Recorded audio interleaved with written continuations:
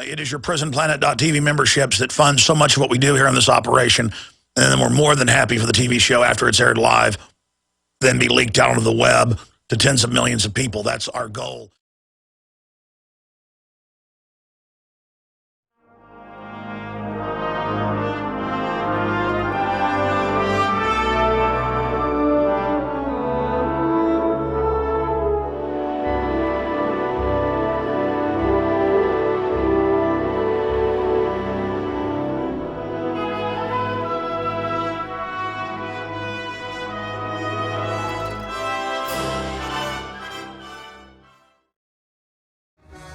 Ladies and gentlemen, it is Monday, the 27th day of August 2012. I'm Alex Jones, your host, and we are going to be here for the next 3 hours.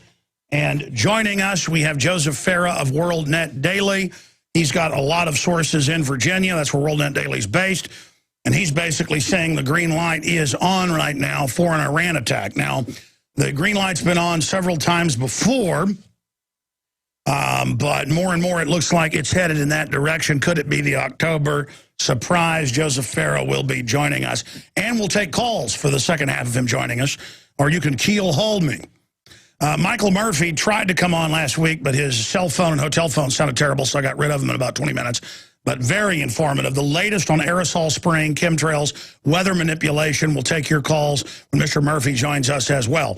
Obviously, we've got giant stacks of news and information to cover here today, and we're going to be going over all of it. But one of the big issues that I'm going to be discussing with Joseph Farah is the incredible admissions by the London Telegraph and other major papers of what we've known for a year and a half in Libya and about 8-9 months in Syria. U.S., British, Saudi Arabian special forces are inside Syria. So when you heard on the news, oh, there's peaceful activists being attacked by the big old meanie Assad, and there's wonderful fighters resisting now. It is our criminal government in there trying to overthrow that country, and there's more mainstream news admitting that it's al-Qaeda based, the heart of the liberating, loving sweetsies. The valiant freedom fighters are al-Qaeda. That's why we call al-Qaeda al-Qaeda. So we'll be talking about that with Joe Farah coming up today. There's also a story that is finally starting to get legs, and that's good because it's very, very serious. Suzanne Posel, writing for Infowars.com, integrates all the different reports coming out and does a great job. And the report is at Infowars.com and prisonplanet.com. In fact, I'm going to ask Kurt Nemo right now. Susan's also the editor-in-chief over at Occupy Corporatism. But the point is, her article appearing at Infowars.com, U.S. veterans forcibly sequestered in mental hospitals is indefinite detention. Yes, that's what it is. They use the mental health laws to indefinitely detain you. Going back about 100 years ago, right at about 100 years ago, 1910 or so, all over the United States, 35 states passed laws by the 20s, but it started in 1910, where they would have mental health come grab you for racial hygiene health. That's where Hitler got the term, was from the United States and England. And they would sterilize you for a B-. Black, white, they didn't care. They would sterilize you for a B-. Sterilize you for a B-. And, of course, the eugenics-based game has never been to, quote, make humanity better. It's actually to understand how humans work and dumb us down systematically. Also coming up later, they've announced where I live here in Austin, but it's the same nationwide. They're going to try to get rid of the summer vacation. They're trying to make people at age 2 put their kids in government training camps where they vaccinate them and brainwash them. The more school you get, the dumber the population gets, because it's designed to confuse you and turn you into an addled, social junkie that's a mindless Borg. They're re-education camps. And they're going to make Austin AISD school children wear GPS tags. This is going in, face scanning, hand printing to buy and sell, to get library books. It's the Department of Defense in San Antonio runs the system. Face scanning the children as they eat their lunches, and AI computers analyze their eating patterns. More blimps being tethered over more U.S. cities. Just absolute bedlam. It is all coming up straight ahead today. An absolutely jam-packed transmission. Stay with us. It is Monday, ladies and gentlemen, and we have Joe Farah of WorldNet Daily looking at election 2012 and the Iran strike that's moved to the front burner, joining us in the second hour. We're looking at chemtrails and weather manipulation with what's happening with the drought coming up in the third hour today. Here's some of the headlines. City to be watched by permanent eye in the sky. Surveillance plane will record mundane activity.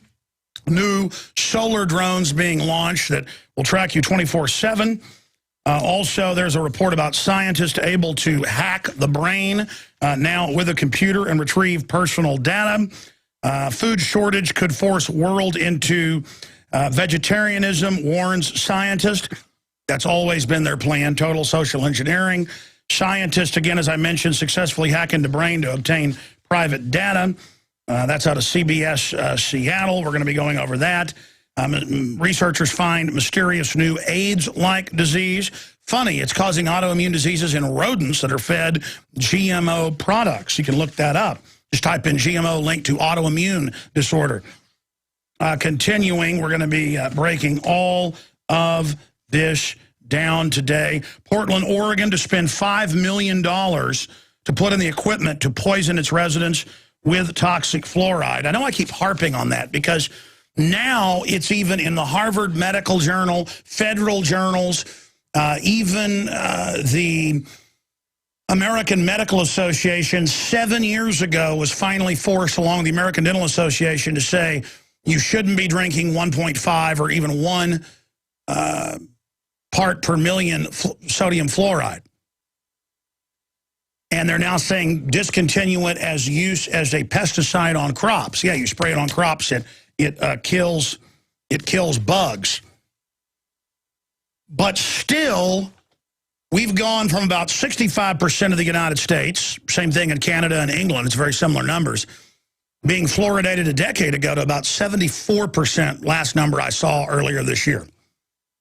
So they will come in and spend tens of millions of dollars, like in the case of San Antonio a few years ago, to brainwash people and the city council to finally accept it because they love you so much, even though it gives you cancer and reduces your IQ. And I'm about to get into all the other news and give the phone number out. The point is, last night I pulled into CVS on my way home, and I walked up to the counter, and I had some ballpoint pens and stuff like that that my children needed. And I get up there to the counter, and they always pick managers who are big guys. I guess they're supposed to lord over people. And he asked me how my day is going. I go, it's going fine. And he goes, I recognize that voice. And there's nobody behind me in line at that time. And I go, yeah, I'm the talk show host. And he goes, yeah, you're the one that came in my store and videotaped things. In fact, guys, will you guys pull up Alex Jones and CVS exposes fluoride water for children? I meant to have you do that. It's everywhere, or just fluoride in CVS. I'll pull it up for you. And I look at him, and he's kind of looking at me like he's angry, like I'm going to, get scared here, like I'm some, little employee back in the back corner he's going to lord over. And he goes, yeah. And I said, well, it's a public interest. Sodium fluoride that's added to that, quote, baby formula water that you have on every end cap. Even the American Medical Association says children under 5 shouldn't be drinking fluoride water, or under 6, actually. He goes, yeah, I know. I didn't believe you. And I went and looked that up and found out it's true. I found out we're phasing it out nationwide. And I said, why? Not because it's bad for people, but because it's not selling. And he said, yeah, you're right. So now there's like 4 people behind me, because there's one person on a Sunday evening, at the checkout counters. There's 4 lanes of counters, one guy. 4 people have stacked up, and some are smiling and looking at me, know who I am. Others looking at me like I'm crazy. I mean, whoa, we've got an American who's willing to talk. We've got an American who's willing to actually communicate with other humans. We're supposed to stay quiet, go get our fluoride water, get our Prozac, and go home and die. We're not supposed to communicate. And here's somebody in this keep your head down prison grid. Everybody's supposed to go home and watch television and watch their imaginary friends and have their imaginary relationships as you drive through the neighborhoods and the windows all glow blue as people watch television and don't talk to each other anymore as our culture dies. I start going, yeah, there's poison in that water. And now he's not acting all tough guy anymore, kind of bowing up. Now he's shrinking back, embarrassed. Everybody's listening. And I'm like, yeah, I went in Walgreens too and showed their poisoned fluoride water. And I said, everybody needs to understand there's an agenda and it's a chemical weapon. By then, he's now shrunk down trying to literally hide behind the counter. And everybody else looks scared. And I go, that's right, you're scared of the man that talks. I walk in, there's a chemical weapon meant to brain damage babies, and I dare say something, and I dare make a video. And as I walked out, I said, but I'm getting results, and that's what matters. So you go ahead and point your finger and say I'm the bad guy. I cannot believe how religiously sheepish the public is. And even big, tough guys, they'll be big and tough to their neighbor, or big and tough to people they manage, or big and tough to whoever. But when they get around police or bureaucrats, they're like little babies, and they'll try to charm the TSA while they grope their 5-year-old daughter or son. They'll get real scared. It's fun to get scared, isn't it? But boy, let me tell you, you'll sure swagger around at the pool. Look at every guy that isn't as big and tough as you like they're a little wimp. When I bet half those little guys out there will unscrew your head like a corkscrew. The point is, I am sick and tired of it. See, I've got all this news, and I just flashed back to that last night. But I did notice, as he said that they didn't have end caps everywhere for the devil water, the chemical weapon. So, see, that's how it works. You start trying to intimidate me, I come right back at you. Oh, here's the video. Here's the video from CBS, shot back in, I shot this back in March. Here it is. Look at this. They're bombarding you everywhere with stuff that poisons you. Fluoride, which the American Dental Association has admitted for 5 years. Children under 5 shouldn't even brush their teeth with it or drink it. Check it out for yourself. Everywhere. Nursery water for the baby with fluoride. And then you go down this aisle, and it's you versus the flu at CVS. Get your flu shot. When they admit that it doubles your chances of getting the flu the next year, big Canadian studies. And they admit they've never guessed the year before what the flu is going to be the next year. I mean, total hoax, totally worthless. 3 flu shots and you double your chances of getting Alzheimer's. Just Google that, search it, look it up. They admit it. And then down here, more anti-human propaganda. Just everywhere is propaganda. Oh, CVS, buy their product because it's earth-friendly. And again, there's a lot of reasonable stuff environmentally, but they tag this onto the whole eugenics, anti-human agenda. It's all about bossing you around, making you feel guilty. And you go through this place, it is just everywhere. Everywhere. And every store you go to just bombards you. You need fluoride for your kids. You need mercury-filled, vaccines. You need all of this. I noticed they push it in the chemical aisle as well. All right, that's enough. Flu shots, which is... They got the flu shots right next to the fluoride water for babies. And the point is, the guy, part of the story I forgot to tell you, in the conversation we had, he's like, yeah, no, it became a big thing in the company, and a search was on for where the video was produced, and I argued that it was my store. I could tell it was my store, but there's thousands of stores, and so thank you for confirming it. And he was all looking at me like I was going to literally defecate in my pants. Listen here, pal. Okay, let me explain something to you. This is how screwed up we've gotten, how helpless we've become with Stockholm Syndrome collectively, learned helplessness. I know the fluoride in that water, many times higher than it is even in the city water, is hurting little babies and is designed to reduce their IQ. And I'm angry about it. And I've been exposing Ozarka and others for about a decade since they came out with this. Okay? In fact, last night, we don't watch a lot of television. Here I am criticizing it, but We got in bed about 8 o'clock. All the kids are sitting in there on the floor. They wanted to watch a nature show. We let them watch TV maybe twice a week. We turn on a show about crocodiles. And during the ads, it was new maximum strength fluoride called Max Fluoride or something. In fact, I meant to look it up when we got here today. And it's for sore mouths. We know your gums are bleeding, and we know you've got a sore mouth. So you need more fluoride. Well, it's the fluoride actually causing that. And it's just everywhere. I mean, I declare war on this. I declare war on it. And I think fluoride, along with the TSA, is one of the key areas we can really unify people along race, religion, color, ethnicity, whatever the case is. It's time to get angry. It's time to get aggressive. You know, in public schools nationwide, at least 5 times a year, they give them little fluoride pills that the kids are supposed to chew up. That I remember being in public school kindergarten, and then in 1st grade, and then after that I was sent to private school for a while, then back to public school in 6th grade. But the point is, I remember them bringing it. It looked like candy, and I remember getting sick and having to lay on the floor and vomiting in my mother's Volkswagen when she came to pick me up. See, I guess from age 5, I wasn't in a coma, and I knew if I ate something that made me sick. It's kind of like once we were at the coast, and my parents went down to one of those seafood markets and bought some shrimp and made me eat it. They're like, oh, come on, it's good. I got food poisoning from it. I don't like shrimp today. You know, it just kind of works like that.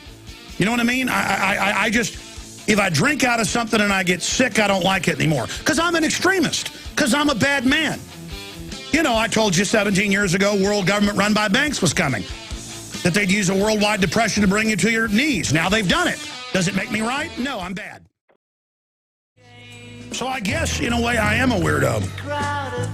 I mean, when I know that fluoride is being added to baby formula, it's being added to the water that they target just at babies, while for 6+ years it's admitted that babies shouldn't drink it. We force them with the thousands of medical studies to admit that, just like we forced them to admit that Prozac and other serotonin reuptake inhibitors is causing violent outbreaks and suicides. But still, they put it in our city water nationwide and worldwide. Where are the ambulance-chasing lawyers on that front?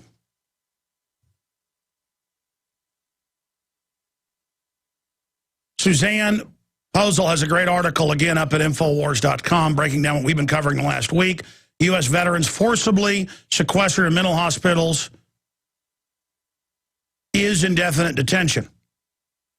GOP makes sure Ron Paul supporters get seats in nosebleed section of RNC. City to be watched by permanent eye in the sky. Ron Paul just made the last speech of his political career. Ron Paul, I don't fully endorse Romney for president. Well, you can't because you're going to endorse all his policies. Doesn't mean you support Obama either. Nosy neighbor call brings SWAT team down on gun owner just because they saw him cleaning a gun on his back porch. Man, that even happens in Texas. And the cops come. They want to demonize the Second Amendment, man. I tell you, it's just to create this perception it's illegal. And, of course, what got me ranting, Portland, Oregon, to spend $5 million to poison its residents with toxic fluoride. Just incredible. Look at this AP interview with President Obama. Obama calls Romney's ideas extreme. Really, that he helped with the insurance companies write what you adopted as the fascist government health care plan? It's not even socialist. It's a con job run by the insurance companies who aren't free market, who are monopoly grips. What about No Child Left Behind? He supported that. You support that. Government federalization more of schools. You supported carbon taxes. He supports that. He supports semi-auto bans. You support that. He supports abortion in the past. You support that. He supported the NDAA. You support that, Obama. He supported the Patriot Act extension. You supported that. He supported amnesty for illegal aliens. You've done that by fiat. He supported shutting down power plants that aren't insiders. He supports all this globalism that makes the ultra-rich exempt from taxes. He supports all the corporate welfare you support. I mean, other than rhetoric, yeah, he doesn't come out and say you didn't build that. You're there to kind of promote open communism at the grassroots to get everybody used to it. And then he's there to play the part of the alternative. So people think they have place to run. It's kind of like the cartoon where the cat puts the fake theater entrance in front of its mouth with two different entrances so that the mouse feels like it has a choice of which entrance it goes in, but it still goes down the cat's mouth. Like an old Tom and Jerry, isn't it? I'm sure many of you have seen that. That'd be a good still to find on the web and make a cartoon out of, a political cartoon out of. So our civilization is crumbling. I was this morning reading education numbers in the U.S. and how they keep going down, down, down, down, down. Literacy down, down, down, down, down. And then I've got the Department of Education documents. They're all in the book we sell, Deliberate Dumbing Down, the new edition by the former head of policy at the Department of Education, Charlotte Iserby. And in there, it said in the 50s and 60s, people are too educated, they're too informed, we're going to dumb them down. Back then, people went to school 8 months out of the year. Now it's 9 months, 10 months. They want to get rid of, as I was mentioning, summer vacation period. And now they're trying to put 2-year-olds and 3-year-olds in the government, pre-K, which will compete with the regular daycare centers that should be teaching basic reading, writing, and arithmetic, and the parents should be, but they've all been taught that's not cool to do. Just give your kids at age 2 to the state so they can have all the vaccines and all the aspartame and have the Department of Defense cameras watching them in public schools nationwide. Don't believe me, just type it in. San Antonio, New York, you name it. AI computers watching them, cameras in the bathrooms, and now citywide, the Austin Independent School District is going to put GPS trackers on the kids, not just when they're in school, when they're out of school. Yeah! But the government loves us, so drink your fluoride and take your shots. Ladies and gentlemen, I am the wild man, the crazy man. When I see the Joint Chiefs of Staff and the chairman openly before Congress, the House and the Senate, in 3 different meetings, and last year in a letter from the president, tell him that NATO now commands our military, I get upset. When I see hundreds of financial publications announce world government has been established, and the head of the EU, the head of England, all the major globalist heads, the CFR, announce we've been conquered and actually laugh at us and rub it in, I get upset. When the city where I live has shut down 2 of the city-owned power plants, doubling prices, and is now going to shut the 3rd mega plant down, and I watch my power bills explode, and I watch poor people go bankrupt, I get angry. But again, I'm a bad person. When people are cheating me and screwing me politically and financially and laughing at me in my face, I get angry. Because it is a bad thing in a culture that has just given up and that is in a trance zombie state to care and be involved. But I know you, the listeners of this worldwide broadcast, you haven't given up. And you see people starting to wake up out of their mind-numb stupor. And we can see people go from being completely brain dead and totally unaware to waking up overnight. That's why we're planting seeds. Sometimes they wake up right away. Sometimes they wake up in 5 years. Sometimes they never wake up. But more often than not, people are waking up. And you hear them call in, they go, I'm a police officer. I woke up 14 months ago.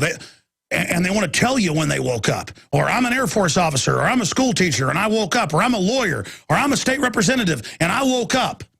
Because it is waking up. You're like, whoa. Sometimes it's walking out in your backyard and a police drone's taking video of you. Other times your child comes home and says, yeah, we were told to tell the school what's in the medicine cabinet. And you haven't done anything wrong, but you're like, in America, the school wants to know what's in my medicine cabinet? Ladies and gentlemen, we are so far down the rat hole. But here's the good news. We can always stop going down the rat hole and start back anytime we want. The globalists relish and crave control. They crave you being in the dark. They crave you not being aware. I have what I can only describe as a lust, but lust is a sin. So, but that's the only way I can describe an absolute overdriving relish to unlock minds. I absolutely cannot stand scam artists. I absolutely cannot stand bullies. I absolutely love seeing people successful. I just love it. I'll say it again. I'm a fan of man, to quote Al Pacino playing the devil in Devil's Advocate with Keanu Reeves. Great movie. But, you know, there's a lie there. When the devil says I'm a fan of man, he's not. The devil hates mankind and wants to kill mankind. The devil comes to kill, steal, and destroy. Because we're made in the image of the Creator. The angels aren't, ladies and gentlemen. Now, again, even if you don't believe in God and see that more as an archetype, the point is the people we're fighting operate just like the fallen angels that are described in the Bible and every other ancient culture. The people running things love to see famine and death and war and starving children. You see innocence and want to protect it, they want to shake it around by the neck like a crocodile grabbing a baby dog. That's what they're looking for. That's what they want, and I'm now ranting. We're going to go to your phone calls until Joe Farah joins us. We'll take calls when Farah's on with us as well. But we'll clear the phone decks at that time once he's on, so you can call in on the specific issues we're covering for your questions for him. But here's the toll-free number, 800-259-9231, 800-259-9231. One big program note, then I'll hit a smattering of other news, and then go to your calls. Here is the final official version of Infowars magazine. We did multiple prints. Notice one is smaller than the other, more square. Notice that has a, if you're watching on prisonplanet.tv, has an orange arrow. The final one has a blue one. The 40,000 of you that ordered in bulk the magazine, it's being shipped out to you now. We had to stop there. In 36 hours, we sold, let's be technical, 36,000 copies because we held back 4,000 so that when we come out with subscriptions next month, you can get the first issue and the next 12. That'll be how it works. Whoever said 13 was unlucky. That's our first 13 colonies, first 13 stars. The point is that you can still get the final product, a free digital copy, at Infowars.com/newsletter because so many people have been requesting it. Our office has been inundated. There's one way to get it. Infowars.com/newsletter. Sign up, put your email in. It's free. You'll get our daily news briefings, special videos, everything sent to you daily, but also we'll just keep adding it, I guess, every time the email goes out so that everybody can get it because people just keep asking and asking and asking. So Infowars.com/newsletter. And we're trying to figure out shipping, where we're going to ship this outside the office, because obviously if we can sell 36,000 in 36 hours, that's about 1,000 an hour. I never thought of that, but it took 36 hours, day and a half to sell out.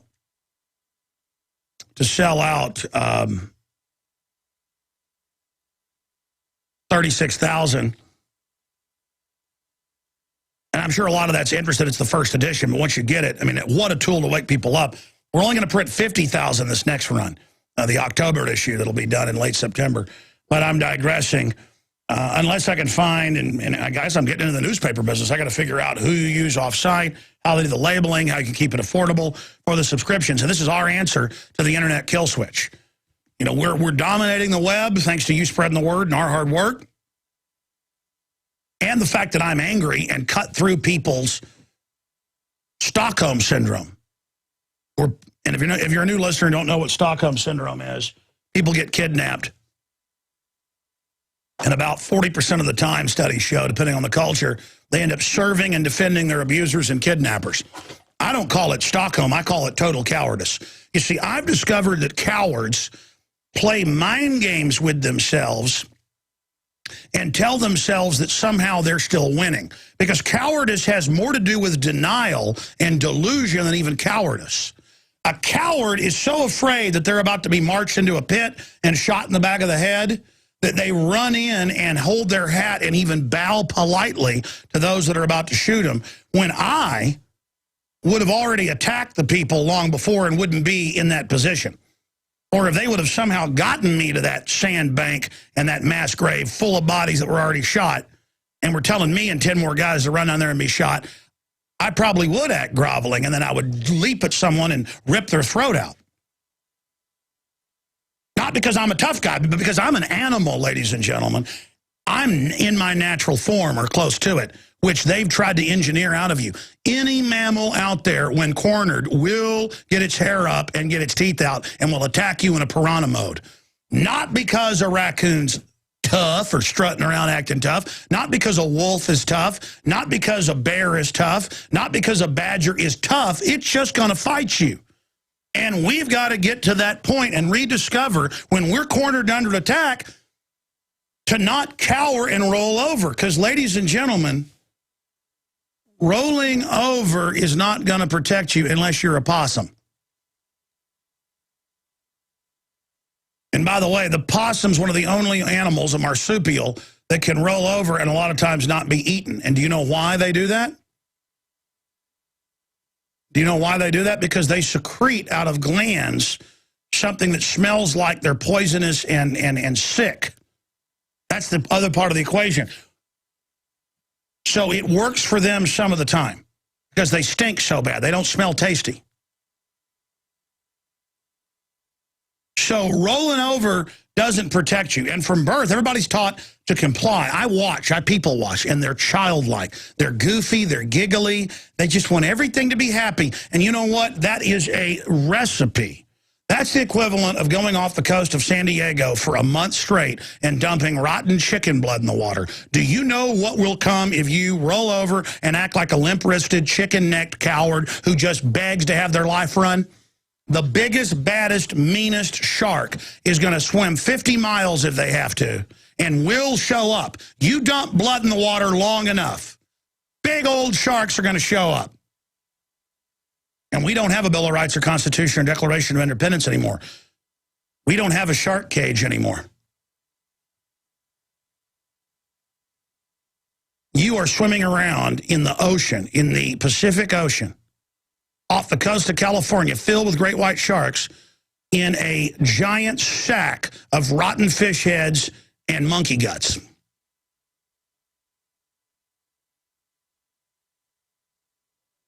And that's why you're in so much trouble, because you are a mark. This whole country is seen by the globalists as the dumbest, most prepared to be raped people the world has ever seen.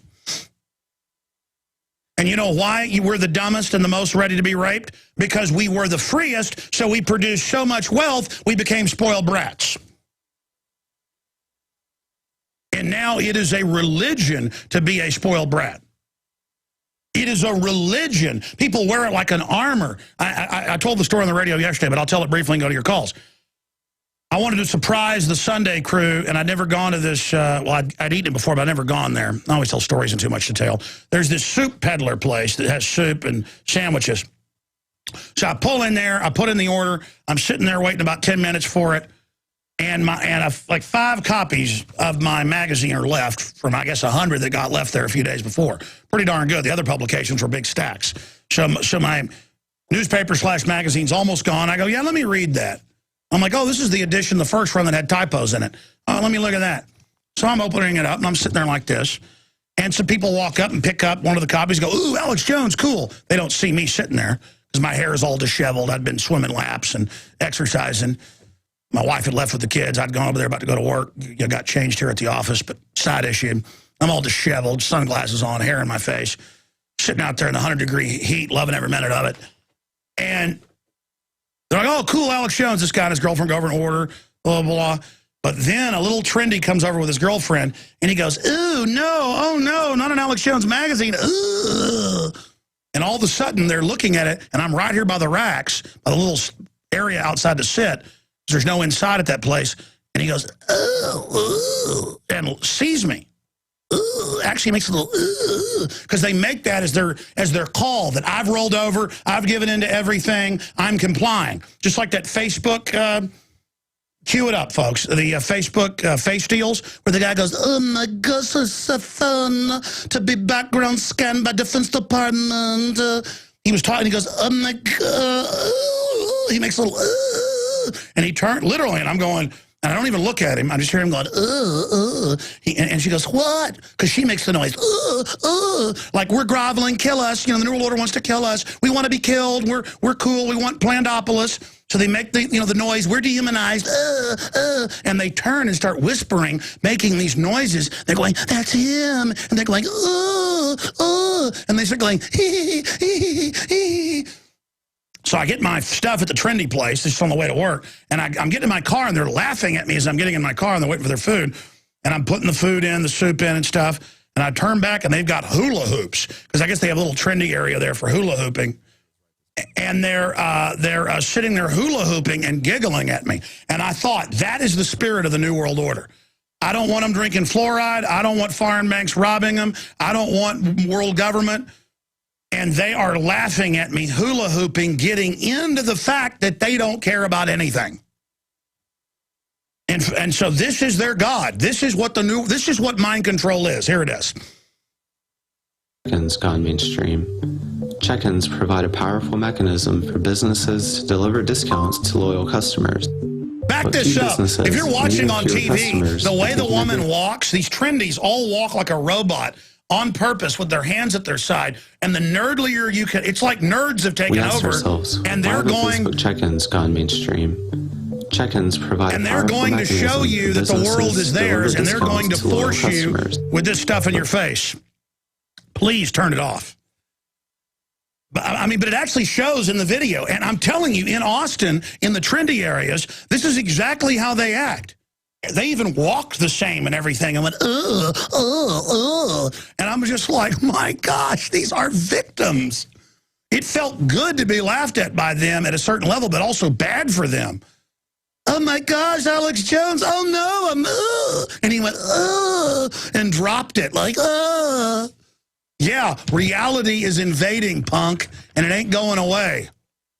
All right, I'm done. I'm going to stop ranting. Get it at Infowars.com/newsletter. Sign up for it. Just put your email in. Not even a name is needed. And we will send you this and then pay it forward. Send it on to everybody else. That's the digital copy. Okay, let's go ahead and talk to Ernest in Washington. I'm sorry to digress, but that's a true story I just told you. Both the guy confronting me about exposing the fluoride in their water at CVS, the manager, and the people upset that that I have a magazine. What do you think of that? Oh, hello? Yes, Ernest, you're on the air worldwide, sir. Oh, thank you, Alex. Well, I'll tell you my own personal experience with Facebook. When the Iowa caucuses started, I was a fervent Ron Paul supporter. And for my posts, they suspended me for 90 days, got me through the caucuses and everything quite nicely. That really wasn't what I was calling about, though. What I was calling about is I've recently moved to the state of Washington, out to the coast. I bought e-foods. I have my own garden. I collect oysters and clams and berries. That's not trendy. Off of the grid. No, I'm sorry. But there's no birds here, Alex. And I was wondering if you know anything how the radiation from Fukushima is affecting that out here. Yeah, no, the seals, we told everybody, just not that I'm a scientist, I had scientists on, but we could see the first currents from what was it, East Coast, but then it's actually to the east. On the coast side, the side facing the Pacific of Fukushima, we knew it would take about 2-3 months for that to get to Alaska first. Now it started hitting, well, tell you what, stay there, we're going to come back. This is a very important subject that you've raised. We'll get Farah on at 8 after, so we'll have a segment and another segment with CJ and Ghost and Jerry and Denise and others. We'll come back to Ernest and talk about this. Yeah, the airline pilot's hair pretty much all falling out in Alaska. The seals are dying, the fish are dying. And again, I start ranting and raving because I'm like a raccoon that you come in the garage and it looks at you. You ever left your garage open, you walk in, there's a big old raccoon sitting there? It looks real friendly and slow, but if you start aggressively coming over towards it, it will hiss at you and rush at you, snapping and clawing. And so I'm just a normal mammal, bunch of tyrants running things. I'm hissing and clawing and snapping because I'm got a survival instinct. And, yeah, guys, will you actually pull up or print, since he mentions it, seals dying, hair falling out of airline attendants, I'll be unpolitically correct, students, and their hair's falling out, and radiation levels have gone up, and it turned out that yellow and bluefin tuna had already come across the ocean, and just 4 months after Fukushima, the feds were testing the fish and still letting you eat it. Just huge levels of different radioactive isotopes because 5 reactors blew up, 3 of them completely. Much bigger than Chernobyl. But hey, back then, you know, they said take precautions. Now they just said, hey, we're raising the level of what's safe. After all, that's what's trendy. That's what's cool, is to not be threatened by real threats, but to be threatened by fake threats and to have no common sense. You know, like, here's the, I'm talking about this with Joseph Farah. Britain and U.S. plan a Syrian revolution from the innocuous office block in Istanbul. Here's another one. Libyan commander admits fighters are al-Qaeda. That's London Telegraph, too. So, I mean, it's all admitted. But I need to give my rights up because al-Qaeda, who the government got on the plane with the underwear bomber drugged and who the government criminally runs. But I'm not supposed to be able to make that distinction. Hey, you run al-Qaeda, but I need to give my rights up? You just want to take my rights. You're criminal. Or, hey, radiation levels went up all over the U.S., but you just raised them and said they're safe. See, we've entered the elite themselves are delusional. I'm sorry, Ernest. Ernest, you're on the air. Finish your point about the no birds there. A lot of that's the aluminum dioxide. Bird numbers are way down. A lot of the trees on the West Coast are dying. And it's all part of the geo-engineering program we're going to talk about in the third hour. It's real sad that aluminum levels in the soils are going up everywhere. But don't worry, Monsanto's going to come out with every tree and plant there is with new seeds that have been engineered to survive it. Isn't that nice of them? That's wonderful, Alex. Yeah, you know, the situation is that we've had this property for a number of years. There's always been finch, blue jays, thrush, robins. There's none of those this year. That's a conspiracy theory. I told you in the future, if someone says women once breastfed, they'll be arrested. I'm not joking. If people in the future say that humans ever walked without robotic aid, they'll be arrested. But, I mean, lifetime neural implants won't even let you say it in the future, which they're now announcing. It's over. Humans aren't going to space. It's the end of humanity. The globalists plan on exterminating everybody except for a few of them that are going to merge with computers. That's their stated plan. Yes, they're killing everything. Well, and the other thing is with the weather manipulation, they've managed to make it so my tomatoes are just flowering now. My pumpkins are just flowering now. Everything is behind at least 2 months in my garden. So whether I'm going to get anything by the time the season's over or not, we'll see. Well, I mean, they said weather would be used as a weapon, State Department Memorandum 200, and they are. And they admit they're chemtrailing and doing everything they can. And don't worry, they're coming out with hundreds of GMO crops that'll only be able to grow. So isn't that a nice thing by them? I mean, they're good people. Well, my tomatoes have a lot of pretty flowers. That's all I can say. Well, sir, you need to just understand that the New World Order knows best. These are good people. So drink lots of fluoride. You live near Oregon, go drink some. They're going to pay to have you drink it. All right, we're continuing with your phone calls. Big article just went up at Infowars.com. Prisoner training. Austin kids to be tracked with GPS devices. Parental responsibilities eviscerated as state takes over. Let's go to CJ in Michigan. CJ, you're on the air. Welcome, sir. Hey, brother. Thank you. Yeah, I hear you going back and forth, you know, contemplating Obama, Mitt Romney, and the choice, and this and that. I really haven't got where you're at. What are you going to do? Are you going to vote for one? My take on it is, you know, voting for anyone, it's consenting to it. And I just can't consent to this tyranny. So the lesser of two evils to me, I just never got into that. Well, there's two schools of thought. Obama gets back in, they accelerate things so fast that people finally completely wake up. That's probably why the ruling class is now switching over to Obama. Or Romney. Excuse me, Obamney. Romney. I can't even get his name straight. There we go. That wasn't on purpose. I couldn't even figure out his name. Romney, 2012. The establishment is shifting over to Romney because they know they can't get their agenda through with Obama anymore. But some are saying that they're going with Romney because they are actually scared of Obama. that he's even moving too quickly. But the reason we see all this happening is because the ruling establishment, who are monopoly people, who are anti-free market, who make their money off corporate welfare and want to be able to shut down their competition, they are running the show. This is what they want. It's just that now they're in such control that they can't control themselves, and so it's more of a battle within the ruling class. How far do they want to go? And because once you have a criminal system, the worst individuals in the criminal hierarchy are who will steer the boat. And so it's a race to the bottom. And so, listen, I didn't vote in the 2008 election because I said it's clear Obama's the chosen prince. There'll be election fraud if he isn't.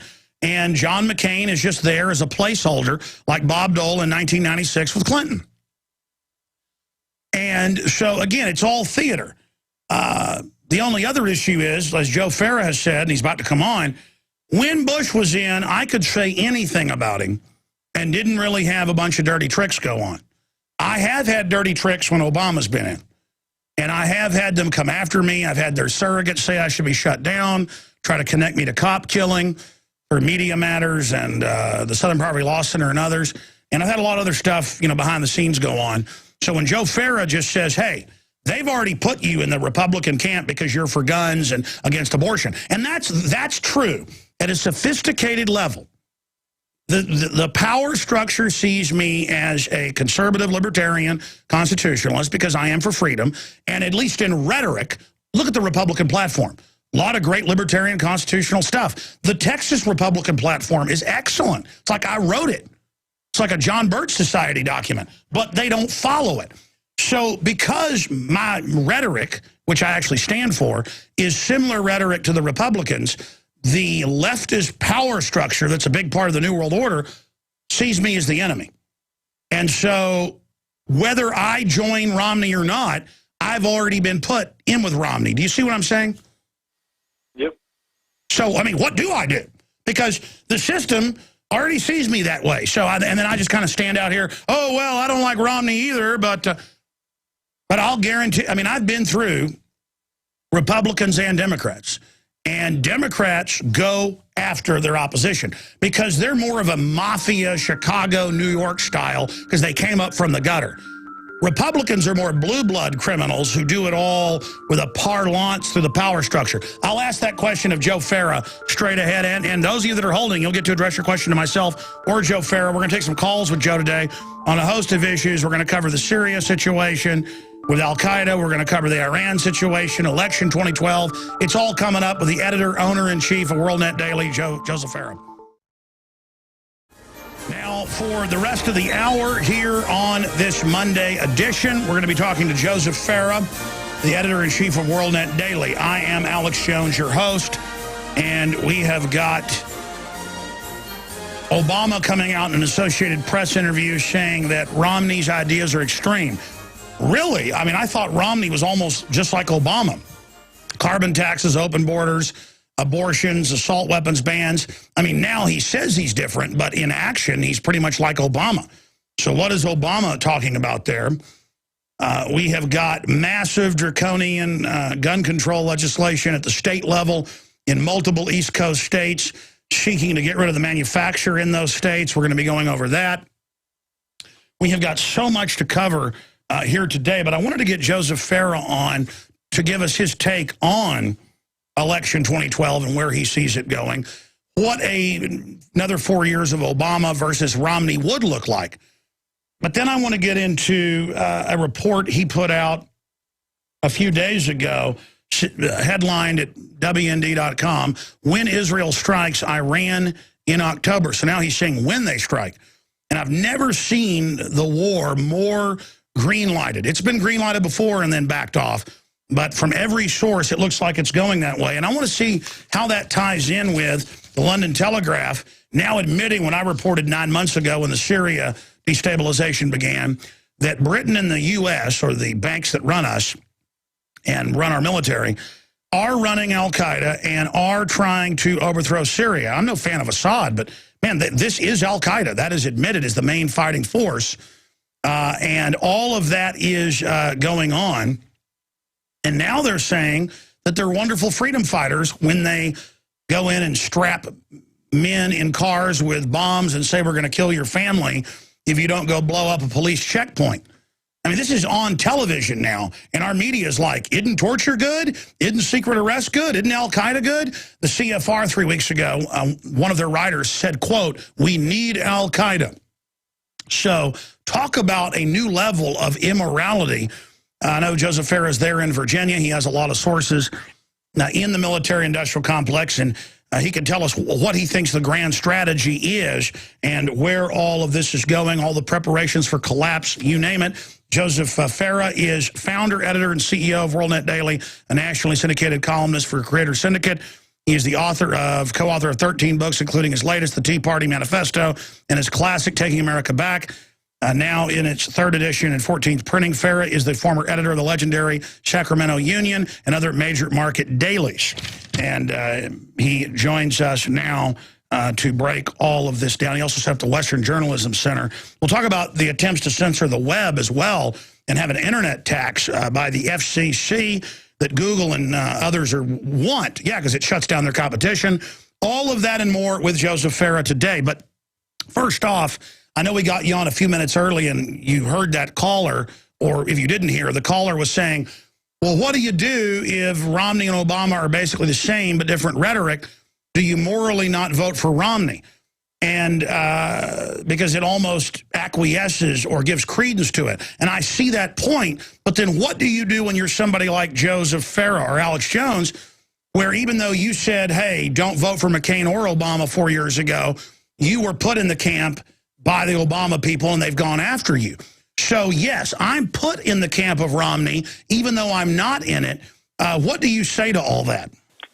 Well, Alex Jones, I listened to your response to that caller, and I have to tell you that was a very coherent, concise, articulate response, and it really resonates with what I'm thinking, what's in my soul in this election. Yeah, as you know, in 2008, we were both none of the above people, and right now we're wrestling with survival. My thought back in 2008 was, hey, you know what? I mean, if what's the difference? Flip a coin. I knew that Obama was going to be a more tyrannical kind of repressive president, clamping down on liberty in more dramatic ways, faster. But I also thought, well, maybe that's. Maybe Americans need that as a wake-up call because, you can take the slow road, to hell, and people don't even recognize where you're going.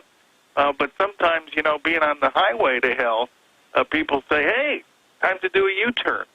And I thought we saw a little bit of that, in the 2010 election. Obviously, there was, we had the Tea Party movement arose, and so, I think that feeling was somewhat validated.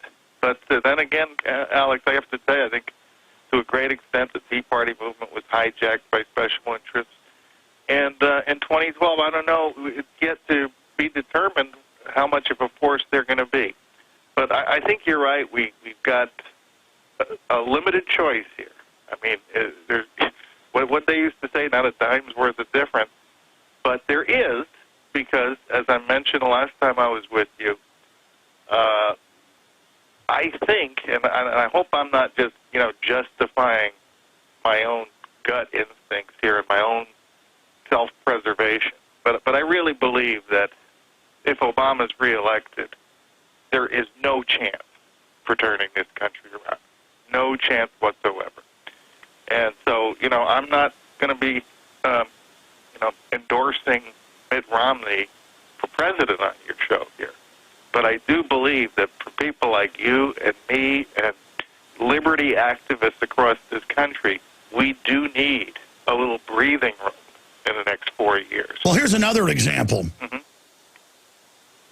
Ron Paul, who did not endorse McCain 4 years ago, has come out with a limited endorsement saying, I won't fully endorse Romney. But that shows how bad Obama is, that the sense is, he's gotten all his criminals in place.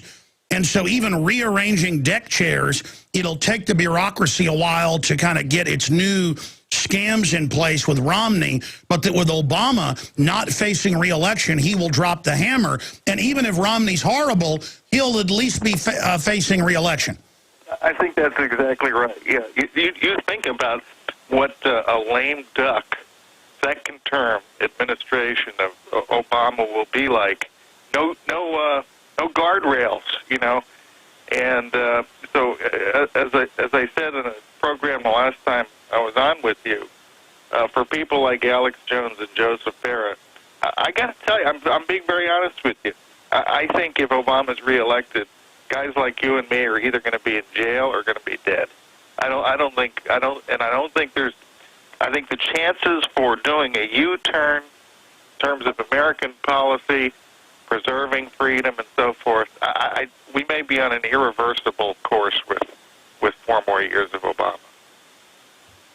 What do you make of all of the amazing stories where they're coming out and saying the Army's training to take on a Tea Party insurrection that links up with Al-Qaeda and Army training for gun confiscation? I mean, these are confirmed manuals that are out there, just incredibly seditious. Absolutely. And, you know, I think it ties in, you know, people may think this is far-fetched, right? But then you look at the facts we know for sure about, you know, Fast and Furious, an operation like that. And we say, you know, if the government can get away with that, if the Obama administration can get away with that, the most powerful people in the world, just the facts on the table, there's no accountability whatsoever. What happened to that congressional investigation? Well, you know, what happened to to those subpoenas? Where are the calls for impeachment by the Republicans? It just withered and died on the vine. And so, you know, I think that when you see that people were killed, gunned down through an official action ordered by the president. By the way, he was taking credit for Fast and Furious before it became, you know, a scandal. And you know, so it's mind-boggling, Alex. We just got to be very, very careful. I'm so proud of you for getting the word out about these things. You're doing a great job, and I'm just hoping that more of the American people become aware of what's happening, how our liberties are being trampled underfoot. Expanding on that, it came out over a year ago, as you know, even in Politico, but they were reporting on like it was cute, that Media Matters, funded by the White House and George Soros, had infiltrated News Corps and other media, and of course you're on their radar, I'm on their radar, and said, we're going to sabotage and destroy people from within. It's our job to destroy organizations from within. This is like a foreign army or something. And they don't even get in trouble. They don't lose their 501c3. That is the difference. It shows you that these are real zealots who really do want to silence their opposition. Yeah, there's a totalitarian mindset here that it's hard for people like us to even understand. You know, it's so foreign to the way we think. This is what we're dealing with. This is the mentality of you know, people in the White House today. It's the mentality of the, you know, you talk about the ruling class. There's also a ruling culture out there, you know, from the media establishment. Certain things you can't talk about. They're perfectly comfortable with submitting their questions to, you know, the president and even to Romney now. When they do interviews with Romney, they're already submitting their quotes back to Romney. It's just a crazy mess. It's a total sheepish lapdog mentality. I want to come back and ask you, because I don't even know what's #1 on your radar, what's front and center on Joseph Farah's plate. Then we're going to look at the rise of Al-Qaeda as an ally of the West. Stay with us.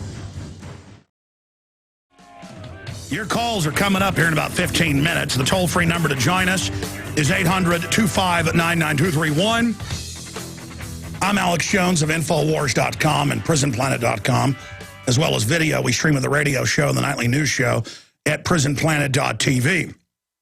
And we are fighting the construction of a prison planet. This is a short segment. I want to get into the October surprise and the intel that Joseph Farah has. I mean, he has it right here in his headline, when Israel strikes Iran in October.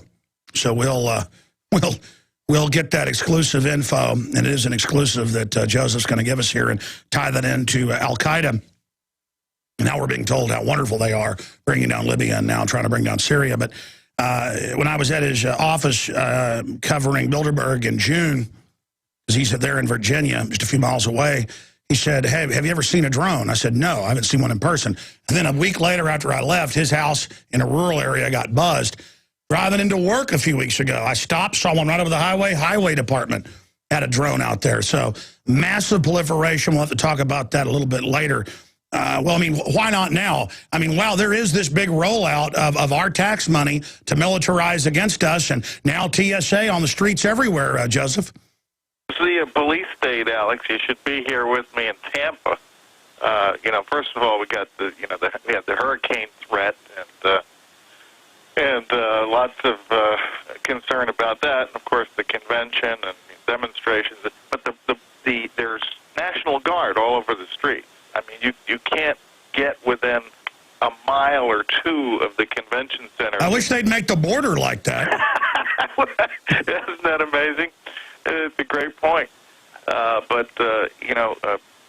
You stop, you're walking on the street, in my case, in a suit and tie, you're going to be, asked where you're going, all this kind of stuff.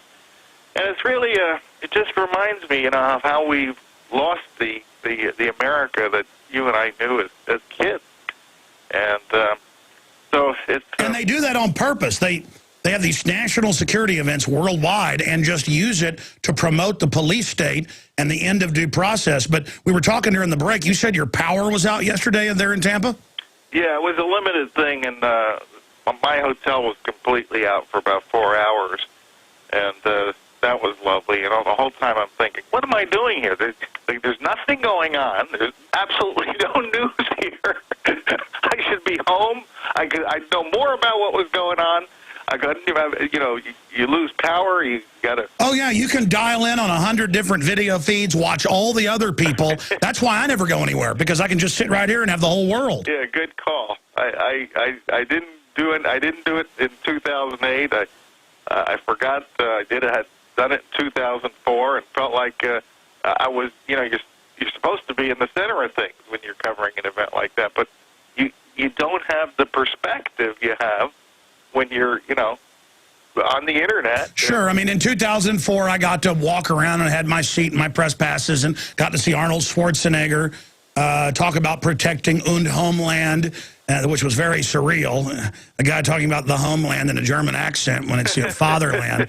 And I got to, see old man Bush creeping around. I mean, big deal. Yeah. I mean, I guess it's only good to get interviewed by media. The only reason you'd want to go is to get interviewed. And I did get on a bunch of national TV. So, I mean, I guess it is okay for that if you want to get publicity, which is important for any media organization. Yeah, one of the things I wanted to do is be here to help support Aaron Klein, who's got a big book out there, and see if I could help him get that media. But, it's a media zoo here. I mean, because everybody's here that the media wants to talk to. And so the shows are all, booked up in advance. So it's strategically, it's probably not the best thing. Hey, but at least you get to experience a hurricane. How's the weather? Is it raining? No, it's past us now. It's headed up towards the Gulf. It looks like New Orleans is going to be hit hard again, which is just tragic. Can you image Obama in there with his joystick controlling the hurricane? It's going to be interesting if it does hit New Orleans and we got another disaster on our hands. How quickly he responds. Remember all the crap they gave Bush for not responding. But this is a real management crisis when you have. Well, I wouldn't give Bush trouble for the feds not doing a good job. That's just to be expected. The gun confiscation was the issue there. Yeah. Oh, absolutely. Stay there. Let's get into Iran. Let's get into Al-Qaeda, and then phone calls. Joseph Farah is our guest, WND.com. I, of course, am Alex Jones of Infowars.com. And they also have a magazine. You can find out about that. They're on their site as well. Sorry, our magazine is sold out. 36,000 copies in 36 hours sold out. But you can get the e-copy at Infowars.com/newsletter. We'll send you an e-copy. You know, I really should be covering this hurricane more because it does look just like Katrina. They're saying even worse, Hurricane Isaac. And I know it was hitting Florida yesterday and now is out in the middle of the Gulf of Mexico, and looks like it's gaining steam, not losing it. So get ready. But here's another example of how government can't and won't protect you. I want to get into the geopolitical with Joseph Farah of WorldNetDaily.com or WND.com, but we can play the clips here. In fact, I know what I'm going to cover on the nightly news tonight. It's gun confiscation at Katrina, because that's a scary thing that they jammed the police communications, cut down their towers because the feds wanted to control it, blocked good agencies like the Coast Guard, even state police and police from other areas, thousands of firefighters that wanted to help, wouldn't let people walk out on the highways, made them go to the Superdome, and then went to some of the most expensive houses in the country. We're talking like $10 million mansions, classical architecture. And I guess Georgian style, you'd call it, the big columns, the rest of it. Because I have a book on architecture, and those houses are actually in there. And it showed them on the news going in and taking the guns out of their gun safes. Houses with generators, houses with rich people in them. And the reason I raise that is they could argue and make excuses that in some crime-ridden areas, we thought criminals were in this building, so we went in to see if there were felons and ran their background, and they weren't felons, so good, here's your gun, protect yourself. But when they made a beeline for the rich neighborhoods and looted them, and most people never got their guns back, and that was under Bush.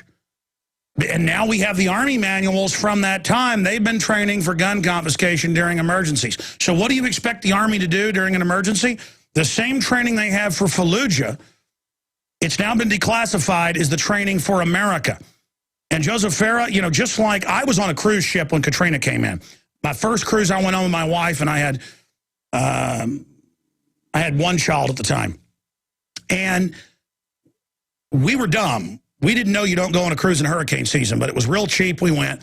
And on the way back, here comes Katrina, and it chases us into Galveston. There were 30-foot waves, water coming in the huge ship. They had most of the decks closed. The staff were all, scared, looking at the television sets. And I, for a week, felt like I was rocking back and forth trying to get my land legs back. But I'm ranting here. The point is, no one knew how big that would be. I experienced Katrina. Well, imagine this. I mean, it's sneaking up on us. What do you make of what's going to happen if it does hit?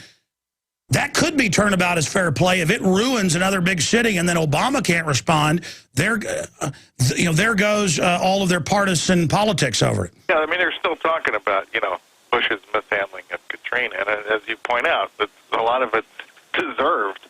They don't really zero in on the real problems, like gun confiscation, but rather, like the federal government is supposed to take care of every problem that arises in our country. That's the expectation that we all have now. But, as you point out, this hurricane really hasn't hit. The last land it hit was Haiti. Missed Cuba, didn't hit the coast of Florida. And so it's, operating in these warm waters, it's headed right. If it stayed on a perfectly straight target right now, it would hit New Orleans. And, so it potentially is another 7 years, almost to the day, by the way. It looks like it will hit 7 years to the day of Katrina, August 29th, 7 years ago. So it's kind of spooky. I'm sure they're preparing evacuations and everything right now. And, aren't we lucky to have a great manager in the White House like Barack Obama to do it? Well, I mean, since he said that nobody built anything in this country but government, then I guess he'll be the only one, like Superman. He could fly into the storm and maybe knock it off course himself, because only government can fix it. Yeah, and I want everybody to remember that line. When when he starts telling you about all the things he's achieved over the last 4 years, using our money and, all the power of the federal government, but he will be claiming those as personal achievements. But you and I, who've actually done things in the private sector, taken risks, built businesses, we didn't do that. He did that. Of course, he probably wouldn't claim credit for anything you or I did. Well, I had one of your writers, Mr. Rocker, on last week, and he made the point, no, Mr. President, I got myself into the major leagues. You didn't.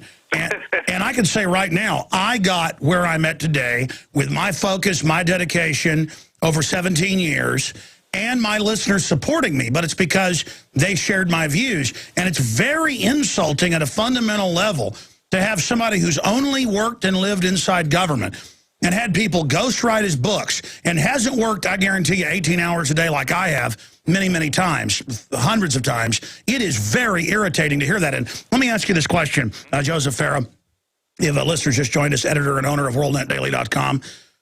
I know he has speechwriters who write some pretty good speeches for his teleprompters. And he looked like he was on a teleprompter when he gave that speech, and it turned out he'd given it several times before it got picked up on. What is the disconnect with the people in his administration to write that? Or do you have any info, being in Virginia by D.C., of who came up with that? Or do they think this country is so communist now that it's time to go ahead and start talking like Karl Marx? Yeah, I mean, I think what they're doing is they're collectivists, and they want to implant that collectivist mentality in as many people as they can. I think they figure we're at that point right now. Look at the polls, Alex. I mean, right now it's the latest polls show an even split between Romney and Obama. The only difference between them, as you point out, really, is that one is more collectivist than the other. Obama doesn't. There's not even a pretense anymore to believing in free enterprise and that sort of thing, self-government, limited government. There's a pretense, at least, on the other side in the Republican platform, which, of course, is going to be meaningless once Romney's elected. But I think that's it. I mean, I think that Obama is, what was the old saying, back in the days of the Soviet Union, 2 steps forward, 1 step back. I think what's going to happen in this election is we're going to take 1 step back. I think, and you know what? For us, I believe it's the best thing. Even though it may be planned, and I think you're right about the globalists who have backed off on the support that they gave Obama in 2008 because they perceive probably that he's moving too fast and he's exhausted whatever potential he had to advance their cause. He's become a liability. So let's switch to the guy who's going to take us 1 step back. But we know the power structure is made up of different pieces. It's not one monolith. We know the ultra-rich, on average, are predatory, that want to shut down people they don't control, and so that's where the real fight's going on here. But he could stage a big false flag. He did Fast and Furious. He could do anything to pull his bacon out. We've had all those Democratic advisors talk about how much a terror attack like 9/11 or Oklahoma City would help them. They've said veterans and libertarians and conservatives are the new enemy. We could see them kind of framing that in the public's mind, preparing the ground. Or they could use a big war as a way to get us to rally around the president. Then there are real terror attacks, a response by Iran or others, or manufactured. People rally around the commander-in-chief. He gets back in, uses the war as a clampdown mechanism. Let's move to your sources that right now it looks like the green light's on. Yeah, I think so.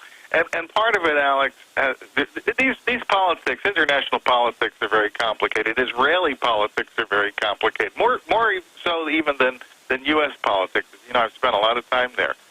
But in Israel today, where you rarely have a consensus, a political consensus among leadership, the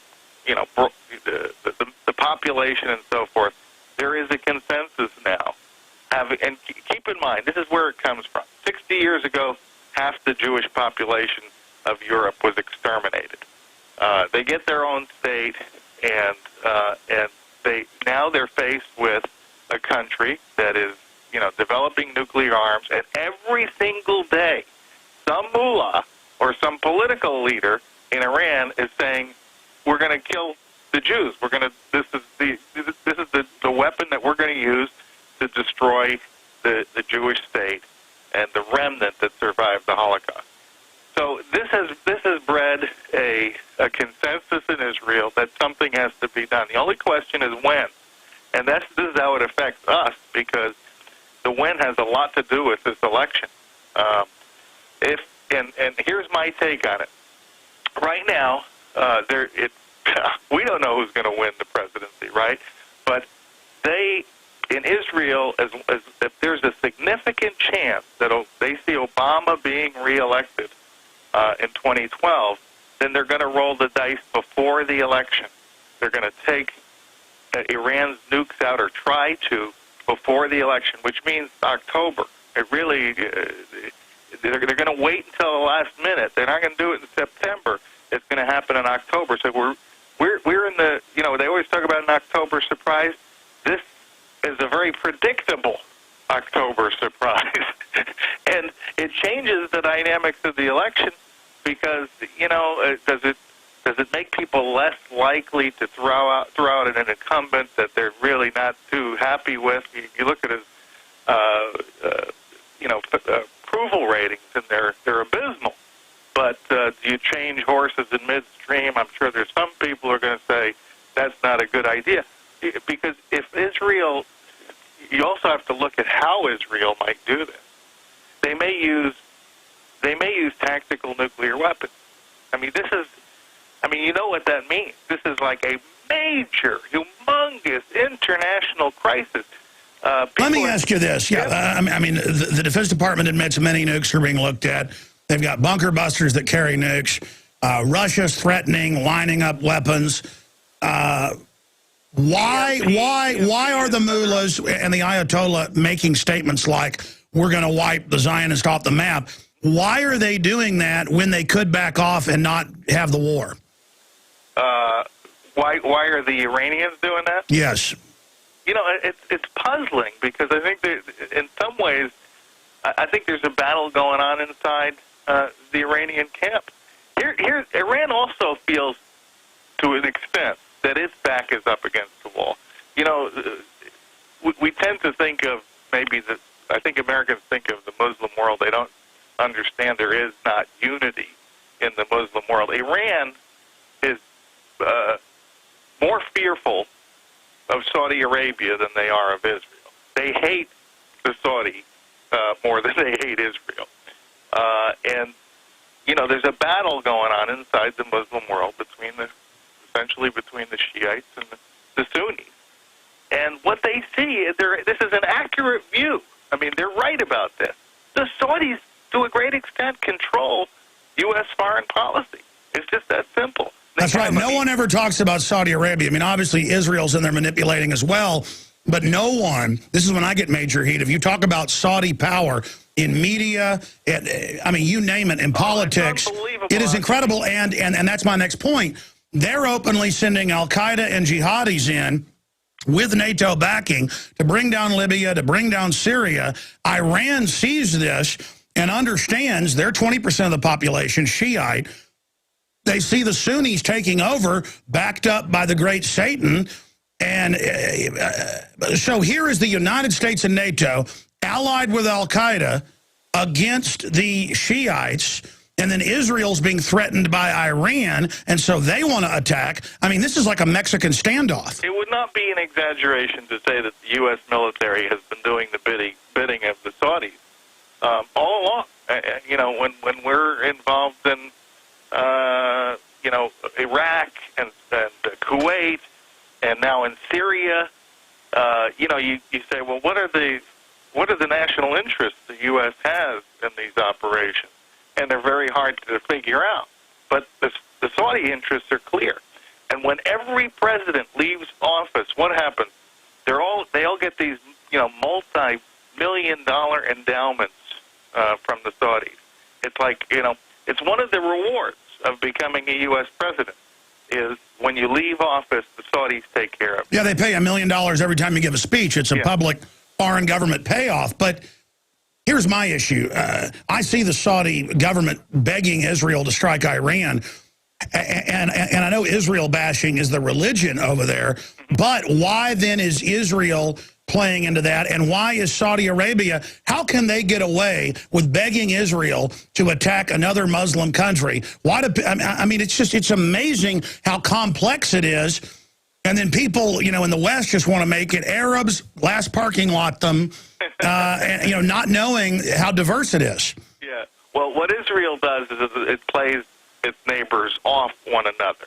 That's how it has managed to, you know, in addition to having a very efficient and strong military, it plays one-off politics with these folks. One day, you know, Hamas is the bad guy and the Palestinian Authority are the good guys, and it switches every once in a while, and that's what they do. I mean, you just go look at a map. You know, Israel's a little sliver of a country surrounded by 300 million Muslims in the immediate... But how is it going to help Israel if they attack Iran and unify Muslims and then get attacked from all sides? I guess it'll help the politicians to have a big giant war where they can all be heroes, including Obama. So Israel's going to strike, and I think it's going to put Obama in the White House. Well, I think that if they do it in October, it strengthens Obama's hand. So if Obama looks like he's even got a very good chance of winning the election in November, I believe you're going to see this happen in October. And the reason for that is because they know that if they wait until after the election, Obama will not, he'll pull the rug out from under Israel. He can't do that before the election because Israel is popular with the American people. The American people will basically look at it as, you know, this is a country fighting for its survival. And so So they think once he's a lame duck that he'll put more pressure. So yeah, it's basically pushing ahead the timetable. Exactly. So and what do you think is going to happen throughout the Middle East right now? By the way. Sure. I mean, it's even coming out in mainstream news. That's basically what's going on, and you've got sources as well. So what's going to end up happening? I mean, is it leaning towards war or is it leaning away? Well, you know, I was talking to Jerry Corsi about this. We're stuck here in our hotel rooms yesterday, and it's funny because, you know, he happens to be very informed in this area, and I got my own sources in this area, and he disagrees. He doesn't think Israel's going to attack before the election. Listen, I hope there's no war. I mean, I hope things can be resolved without war, but... oh, yeah, Obama is going to use this for a giant power grab. They've got martial law ready. Stay there. We'll take calls. Now that Ron Paul's out of the way, the New York Times can report that he had more than 10,000 people at the alternate convention Paul Fest, and Paul never even really promoted that because I guess he wanted to leave things open for Rand to get a speaking slot and things and be part of the mainline Republican Party. I guess Obama unifies everybody. Pretty amazing. And you can tell the establishment doesn't like Ron Paul the way they've treated him. For people that attack him and say he's establishment, they are completely off the reservation. I want to jam in a few calls from Jerry and from Rob and others here for Joseph Farah. But briefly, your take on Ron Paul.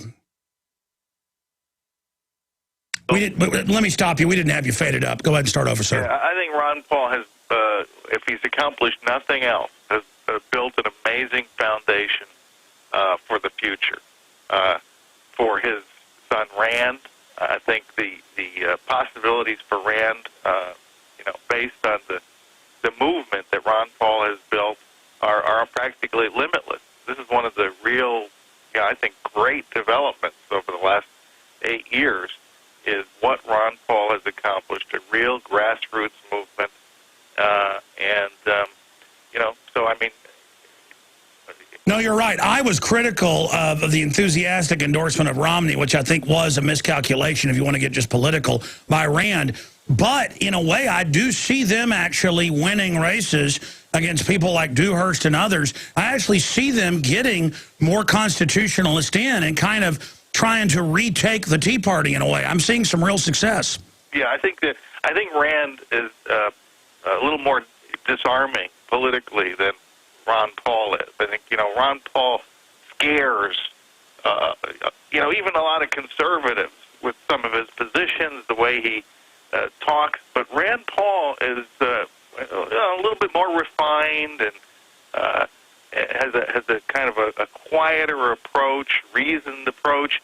And, I don't know anybody who doesn't like Rand Paul. I mean, this is a guy he's so persuasive. He persuades establishment Republicans in the Senate to vote right. So I think he's got a tremendously bright future, and a lot of it he has to thank his dad for.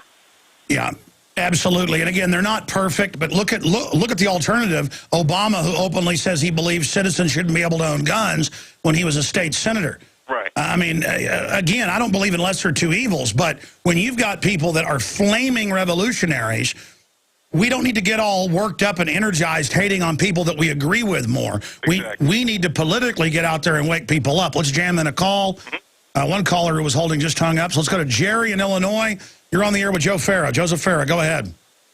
Good afternoon, both of you, Alex and Joe. Very nice to talk to you. First-time caller. I've been a listener for almost 2 years, and I got to thank you for opening my eyes. My question about the presidential race this year, I don't want to go and vote for Mickey Mouse again because we've been given the opportunity of voting for the worst of two evils, and I have been sick of that since 2000 and Al Gore and Bush. Mm-hmm. So, I mean, do you have any ideas? I was thinking of a write-in for Ron Paul or Rand Paul even. Well, listen, we're almost on exactly the same page. 2000, I couldn't vote for either candidate. I announced that publicly. Even though, Gore was, to me, much worse than Bush. I just didn't. What convinced me, and I don't know if I mentioned this before on the air, Alex, is in 2000. Stay there. I want to hear this. Back in 1 minute. You stay there too, Jerry. We are now into the third hour. We're going to look at weather manipulation and what's really going on with the chemtrail program with a filmmaker coming up. We'll continue with your calls. Talking to Joseph Farah of WorldNet Daily. You were talking about what made you make up your mind. Was it in the 2000 election, 04? Yeah, go ahead. Inclined to never voting for the lesser of two evils. And there's a distinction between voting for the lesser of two evils and, listen, there's never going to be the perfect candidate out there. There's no such thing. We're all even Alex Jones wouldn't be the perfect candidate. We'd find something wrong with Alex Jones. We'd find something wrong with Farah. I might not even be able to vote for myself. But in 2000, I met Bush, and he was at a very small group. He was asked this question: if a piece of legislation winds up on your desk as president and it's clearly unconstitutional, what will you do? Softball question. His answer was, how will I know if it's unconstitutional?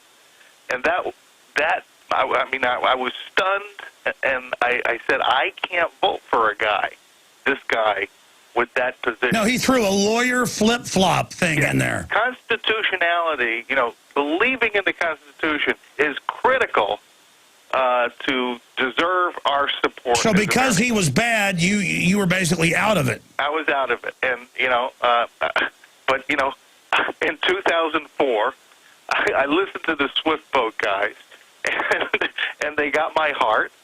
And, for that reason, I jumped back in and supported Bush, despite all the terrible things he'd done over the previous 4 years. The principle is there. But as we talked about the last time I was on your show, Alex, I think sometimes you have to vote defensively. And this is probably one of those rare occasions where I think it's so important for us to defeat the incumbent who is, marching us into a police state as rapidly as any president we've ever seen in our lifetime, that's for sure. Well, listen, I agree overall with what you're saying. My only issue is he's carrying out the agenda of the globalist, and we need to start getting people to vote locally at the state level at 50-60% turnout. Oh, absolutely. Not 8% turnout. Well, Washington's not supposed to determine, what we do as a nation, as individuals. I mean, they're supposed to be responsive to us, and the way to get them responsive to us is to do exactly what you're saying. The beautiful thing about America is we're not supposed to have a monolithic federal government that controls our local police departments. That's right. No one can deny we don't have a giant, all-powerful state growing, and that liberties aren't being burned, and that freedoms aren't being destroyed, and that censorship isn't happening. We're going in the wrong direction, and we, all of us, need to speak up and talk about it and understand a giant army of snot-nosed collectivists who are dumber than a box of rocks are coming. Public schools are assigning mentors to all the kids, GPS trackers. They're ending the family. We are in a giant collectivist, globalist, plandopolis petri dish, and we have got to revolt against this every day in little ways. Did that answer your question, Jerry in Illinois? Yes, it sure did, to a point. I mean, I'm getting sick of voting for Mickey Mouse as a write-in, you know, because Mickey Mouse might have... We all are, you know. No, listen, we all are, Jerry, and I appreciate your call. Jerry, I think you should run for local office. Jerry, you should go speak out. I mean, what we're saying is it isn't all just about the presidential election. I'll be honest, I think it becomes a diversion in the final equation, and I think we're in deep trouble no matter who gets elected until we wake up out of this coma. What do you say in final comment on that, Joseph? That's exactly what the advice I wrote back in a book in 2003, Taking America Back. Americans pay far too much attention to presidential elections and presidential politics, and they're not taking back their own communities. There's amazing power in your community. Exactly. And look, Joseph and I are covering the election because most people are looking at it, and you want us to. Joseph, thank you so much for the time. You bet. There he goes. He's in Tampa. If you're watching on prisonplanet.tv, we have the National Weather Service on screen with the big Hurricane Isaac that'll be making landfall, it looks like, the next 4 or 5 hours. With the main eye making landfall, well, we'll give you an update on that coming up in the next segment. But it's funny, last week we had filmmaker Michael Murphy. Oh, will you guys give me a copy of his film? Thank you. He made What in the World Are They Spraying a few years ago. We have that available at InfoWarsShop.com, discounted. But now he's made Why in the World Are They Spraying, which is really just as important a question. Well, the two go together. We know what they're spraying. I want to briefly recap that. We know why they're spraying, and I want to break that down today because this film has the admissions. There's giant secret programs. The program's existence is admitted, but the details are classified. And we sit here as a society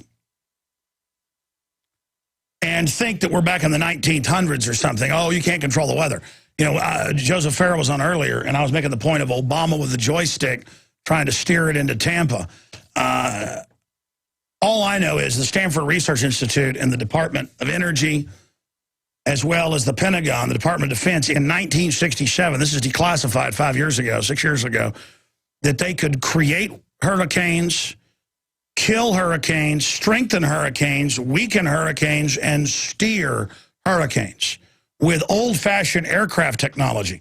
Ben Livingston, the father of weather weapons, who was, a captain back in World War II. What an amazing individual. He's still alive, last time I checked.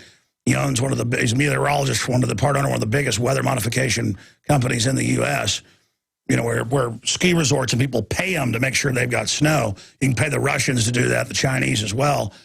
But the point is that they declassified it. I got him to town. I did the interview. It's posted, hours of it at prisonplanet.tv. It's extremely powerful information with Ben Livingston.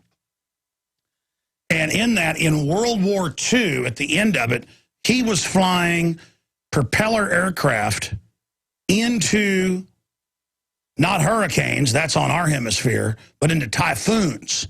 Typhoons are the same as hurricanes. They're just spin the opposite direction because of the way the Earth rotates.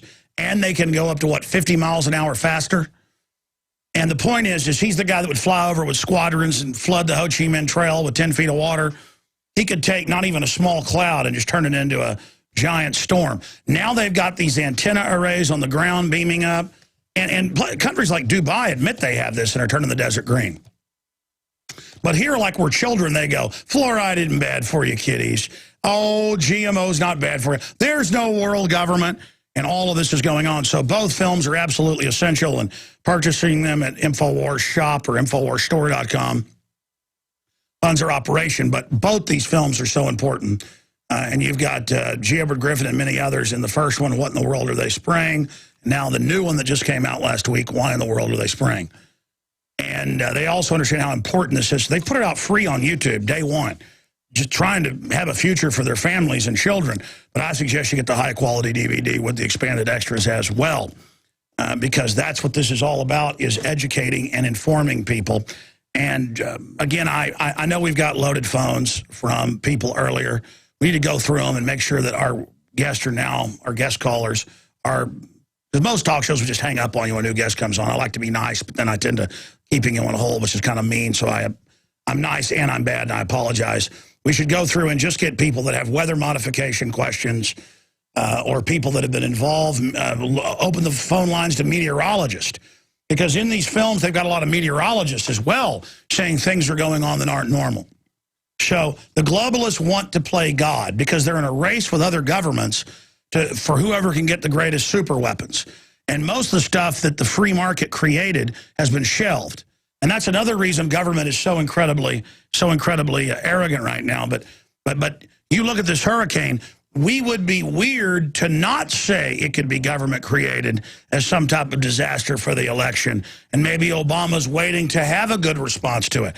That's not outside the realm of possibility. You know, my gut doesn't tell me that this is a manufactured hurricane. Katrina actually acted like that, the way even meteorologists said it sat there for a couple days and did nothing and then spun over. Very bizarre. But the point is, this stuff exists, so we've got to look at that. And joining us is filmmaker. He is the director and producer of the new film, Why in the World Are They Spraying? He's the founder and editor and CEO of Joseph Farah. Michael J. Murphy is a filmmaker, political activist, and president of the Coalition Against Geo-Engineering. His work focuses on issues that go beyond the interest of the corporate mainstream media and includes originating and co-producing the groundbreaking documentary, What in the World Are They Spraying? Several other short films that address chemtrails, geoengineering, and other controversial political issues. Michael has also appeared in hundreds of radio interviews, and he joins us right now. Okay, so you join us via Skype with better audio this time. Good to have you back. Recap what in the world they're spraying, and then let's look at why they're doing it. Just give it to us up front. Of course, all the interviews and proof are in the film, and what this signifies, what, from your research, the master plan is. Well, there are a lot of master plans. In What in the World Are They Spraying? We really took an investigative look in exactly what specifically was being sprayed. And what we found was the primary ingredients of geoengineering programs, aluminum, barium, strontium, other heavy metals being found in rain tests from around the world. Very high quantities. In just a couple of years, we've seen quantities go as high as 50,000%. And we really illustrated in that form both the health implications, which are just unquantifiable, and then the ecological implications of these programs. And aluminum oxide is what the primary ingredient is. Geoengineers state that that's an effective metal to spray into the sky because they state it's very effective and very lightweight to stay up in the sky very long, but it's very harmful to humans. Since really the increase of these programs, we've seen aluminum-related illnesses such as Alzheimer's. In the Riverside County, we've seen over 260% increase of just Alzheimer's. We now have documented cases of people in their 40s with dementia, both Alzheimer's. Barium is very, very toxic to human health. When we inhale this, it gets into our system, and it lowers our immune system. So we can expect to see an increase of illnesses, cancers, other related problems. And then I've spoken to a number of physicians, some emergency room physicians, and during heavy spray days, the days that you see, the trails go back and forth and they completely turn our sky into this milky color, the emergency rooms are packed and people complain of irritability, headache, nausea, burning eyes. But being that barium increases our blood pressure, they stated they expect to see an increase of heart attacks and strokes during these. But the ecological implications, Alex, are just unquantifiable because, again, aluminum oxide and the other primary ingredients of geoengineering programs destroy our soils. And the scientists in Northern California noticed that the forests were collapsing, organic foods were not growing, so they started to investigate a little bit. And initially, they did pH changes of the soil, and they found that the pH changes in that area, which is typically an area that has acidic soil, changed between 10 to 12 times the normal amount of alkalinity. Anybody with basic science realizes that when a the pH of a soil changes that much, you can expect any dye that required soil to grow. Exactly what was happening. So they began to investigate further and again started taking rain tests. And again, the primary ingredients of geoengineering programs, aluminum, barium, and strontium, which will change the pH of soil and actually essentially sterilize our soils, are being found everywhere. So again, these metals match a number of geoengineering patents, which have literally been designed to spray these metals out of airplanes. They match what geoengineers deny that they're spraying, state that they urgently want to. Yeah, your Skype's breaking up. Maybe on the third interview that'll be the charm, but we're going to try to keep going through this with you right now. You may want to shut down any programs that are running in the background here with the filmmaker. This couldn't be a more important subject. It couldn't be a more important area to understand because, I mean, I was making a chemtrail film before you guys made yours. That's why I'm glad you made yours, because I was so busy I never got around to it. But expanding on this, there's hundreds of patents, and there's all these different agencies doing it, and they admit it's going on. They just are classifying the specifics, and they're trying to dominate the weather while manipulating our soils at the same time. Yeah, exactly. And weather control is a very effective tool to consolidate an enormous amount of both monetary and political power into the hands of a few. And if we go with geoengineers are stating they want to do this, for, as they state, it's to mitigate global warming. So dispersing aerosols into our sky will block the sun. And, you know, we looked into that, and yes, dispersing aerosols into our sky will reflect the sunlight. So regionally, temporarily, it will create cooling. But we have found a number of studies, university studies, a couple of studies by NASA. Not that I'm a big NASA fan or believe everything that NASA puts out, but these studies indicate putting aerosols will, again, temporarily regionally cooling, but those aerosols act as a blanket at night and trap heat. And Alex, in the past 10 to 15 years, when these programs have really ramped up, we've seen a great increase in nighttime highs. So the question really that we've been asked is, why is this going on? A lot of people, you know, we connected a lot of dots in the first film. So we got emails, hundreds of them every day. And the answer isn't so simple. Our agenda can be fulfilled by putting aerosols into our sky, but weather control seems to be the #1 agenda. We met with, the first interview was actually with former 20-year weatherman Scott Stevens, and he explained to us how the aerosols work in conjunction with the storms, but what really led us in that direction... Stay there. I want to hear about that when we get back. It couldn't be a bigger subject. We know they put chemicals in our water, GMO designed to sterilize us in our food. That's in all the major studies. Well, they're also manipulating the weather. And Aaron's actually got it in a big file. We did a special report on it. What was it, 1992? A scientist won a Nobel Prize for spraying aluminum dioxide in the atmosphere to manipulate things. NASA says the Earth's between 22 and 31% darker, especially over the industrialized world, with the trails, but they say, oh, the ice crystals are doing it. Okay, well, when I was a child, you watch the trail go by, you watch it dissipate in 30 seconds to a minute. Now I watch them sit there for hours and create a haze. And people say, well, it's special spray planes doing it. Well, we know government and corporations have those. And we know that's going on. There have been government programs with helicopters spraying white blood cells on cities. I mean, there's been all sorts of crazy stuff admitted. Releasing stuff in the New York subway. That's in the New York Times. Radiating foster kids, shooting people up with syphilis. And we know secret testing is the byword of this scientific elite, this mad scientist cabal that runs the New World Order, and is slowly ending the natural order and creating this Plandopolis nightmare eugenics-based system. But how are they having regular jets? Because I'll see jets at the same level, even in hot weather, leaving condensation trails, but then I'll see one at the same level not, And then I find the patents where they add it to the jet fuel, so the companies don't even know. And the patent is where the aluminum dioxide in the kerosene, the jet fuel, is aerosolized by the jet engine to where perfect compartmentalization. I mean, most cities that put fluoride in the water, they really believe it's good for your teeth. They don't know it's an admitted chemical weapon. So from your research, how many different companies and groups are knowingly involved in this versus compartmentalized? Well, we haven't gotten too much into who, and that's going to be the basis for my next film. But, Alex, there are a number of companies that benefit and that are most likely involved. Of course, Monsanto is involved. And if you control the weather, you can literally consolidate an enormous amount of monetary and political power into the hands of a few, and we'll get into that. And it's precisely what the film was about. What we were saying before the break, what we noticed about 500 to 1,000 miles ahead of a storm, that's the days where you see the intense trailing, planes going back and forth, and the sky turns into a very milky color. So we went to interview 20-year weatherman Scott Stevens, and he explained to us some of the science behind some of this, and it's very simple science to control the weather.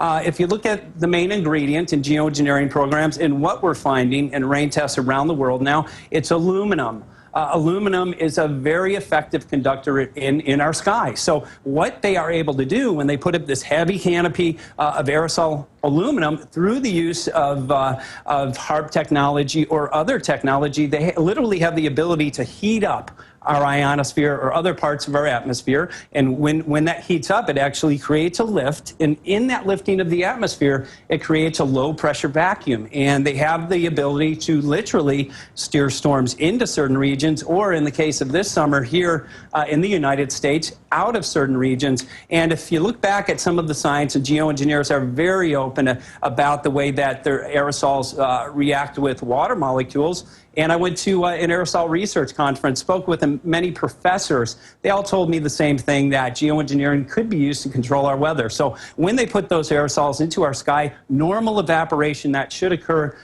does not, and we'll explain that in a second. But these particles act as what's called cloud condensation nuclei. So when the water evaporates, naturally it should connect with other water molecules, eventually condensing and falling as rain. They are not doing that. They connect with these fine metal particulates, and they drift. And that's one of the main reasons why here in California we're having drought conditions, because the water that should be falling here drifts over the continental divide, but it eventually has to fall, and that's the reason we're getting the intense flooding in the Midwest. Now, a real important part of this drought that we're seeing, there's no question that this summer we have an engineered drought. And many people thought they quit spraying because you look over California, over the land, we have had very few visible trails. But we looked at satellites off of the Pacific and from the equator all the way up to Alaska, heavy trailing, not any sun getting through to the water. So this is creating the drought in this capacity. That's right. The last 16, 17 years since this really started in earnest, they've just been beta testing. Now they're getting it tweaked down. And as the State Department memorandum says, they'll use food as a weapon. They'll use weather as a weapon. Owning the Weather 2025 Pentagon document. If they'll pay $22 billion to ship General Motors out of the country, they'll pay billions to shut our farms down. We're going to be going back to our guest and your calls, I promise, here in just a moment. I briefly wanted to remind everybody, we are listener supported. So when you buy books, videos, T-shirts, ball caps, we got my favorite camouflage ones back in. It supports the broadcast. I am hiring 6 new reporters. 4 of them are now here. The other 2 are coming soon. I'm hiring more video people, more camera people, more equipment. I just leased another space so we can have more studios. I'm all in here because we are reaching a lot of people. Doesn't mean I do the best job in the world, but you know what? I'm the most effective just because I took action. And I want to thank all of you for your support. And I tend to plug the Infowars health products where you can get the longevity stuff discounted when I'm taking them, because here I am right now drinking a Polymers Plus and my essential fatty acids that they have the best proprietary blend of fish oil with the key plant oils to help optimize your cholesterol. and something Longevity doesn't have. They have a great seaweed, but I like the Mitophyllon that we sell from New Zealand. That's available at InfoWarsShop.com, or go to InfoWarsHealth.com for the others. But it is your purchases at InfoWarsHealth.com that makes the transmission possible to a great extent. And also, don't forget, you can sign up for free auto ship there. If you pay $10 extra, you can also become a distributor and get discounts on the prices you see there at InfoWarsHealth.com. We also have InfoWarsTeam.com. Okay, you got cut off by that break. That was a short segment.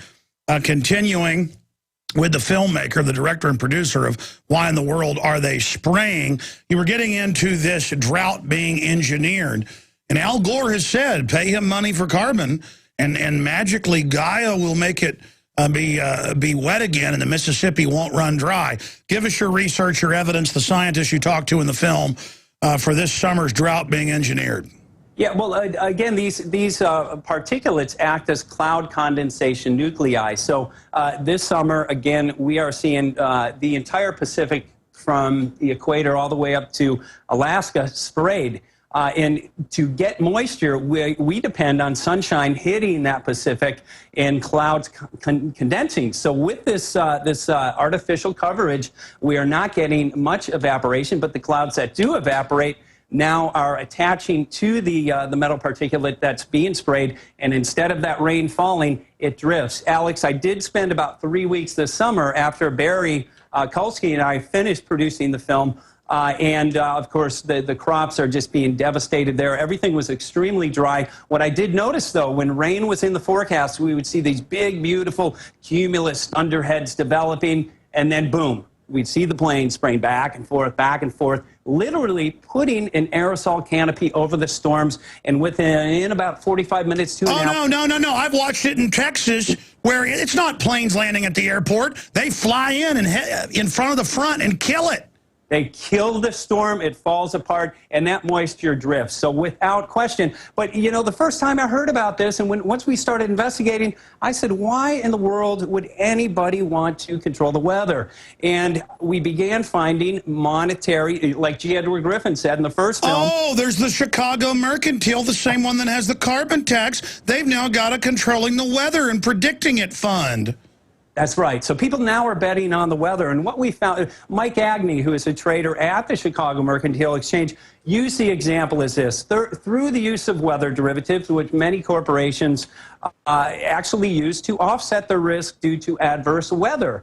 So they can essentially bet on adverse weather conditions. So if you have a crop, let's say worth $5 million in the Midwest, but you insure it through the use of these derivatives for $10 million, you have in a financial advantage if the crop fails. So what we're seeing, and what I found out, every commodity is driven by the ability to predict weather. And I'm not saying every trader who's trading these derivatives is in on this, but the people who are in cahoots, the multinational corporations who were aware of the drought agenda this summer, literally are making billions of dollars off of this drought that we have. And then we found out it goes much deeper to financial. Now we see that natural systems are being destroyed. Of course, we have the Hegelian dialectic problem reaction solution, which I hope we'll get into in this interview. But without question, there is a financial agenda behind these damaging programs, and some people are making billions of dollars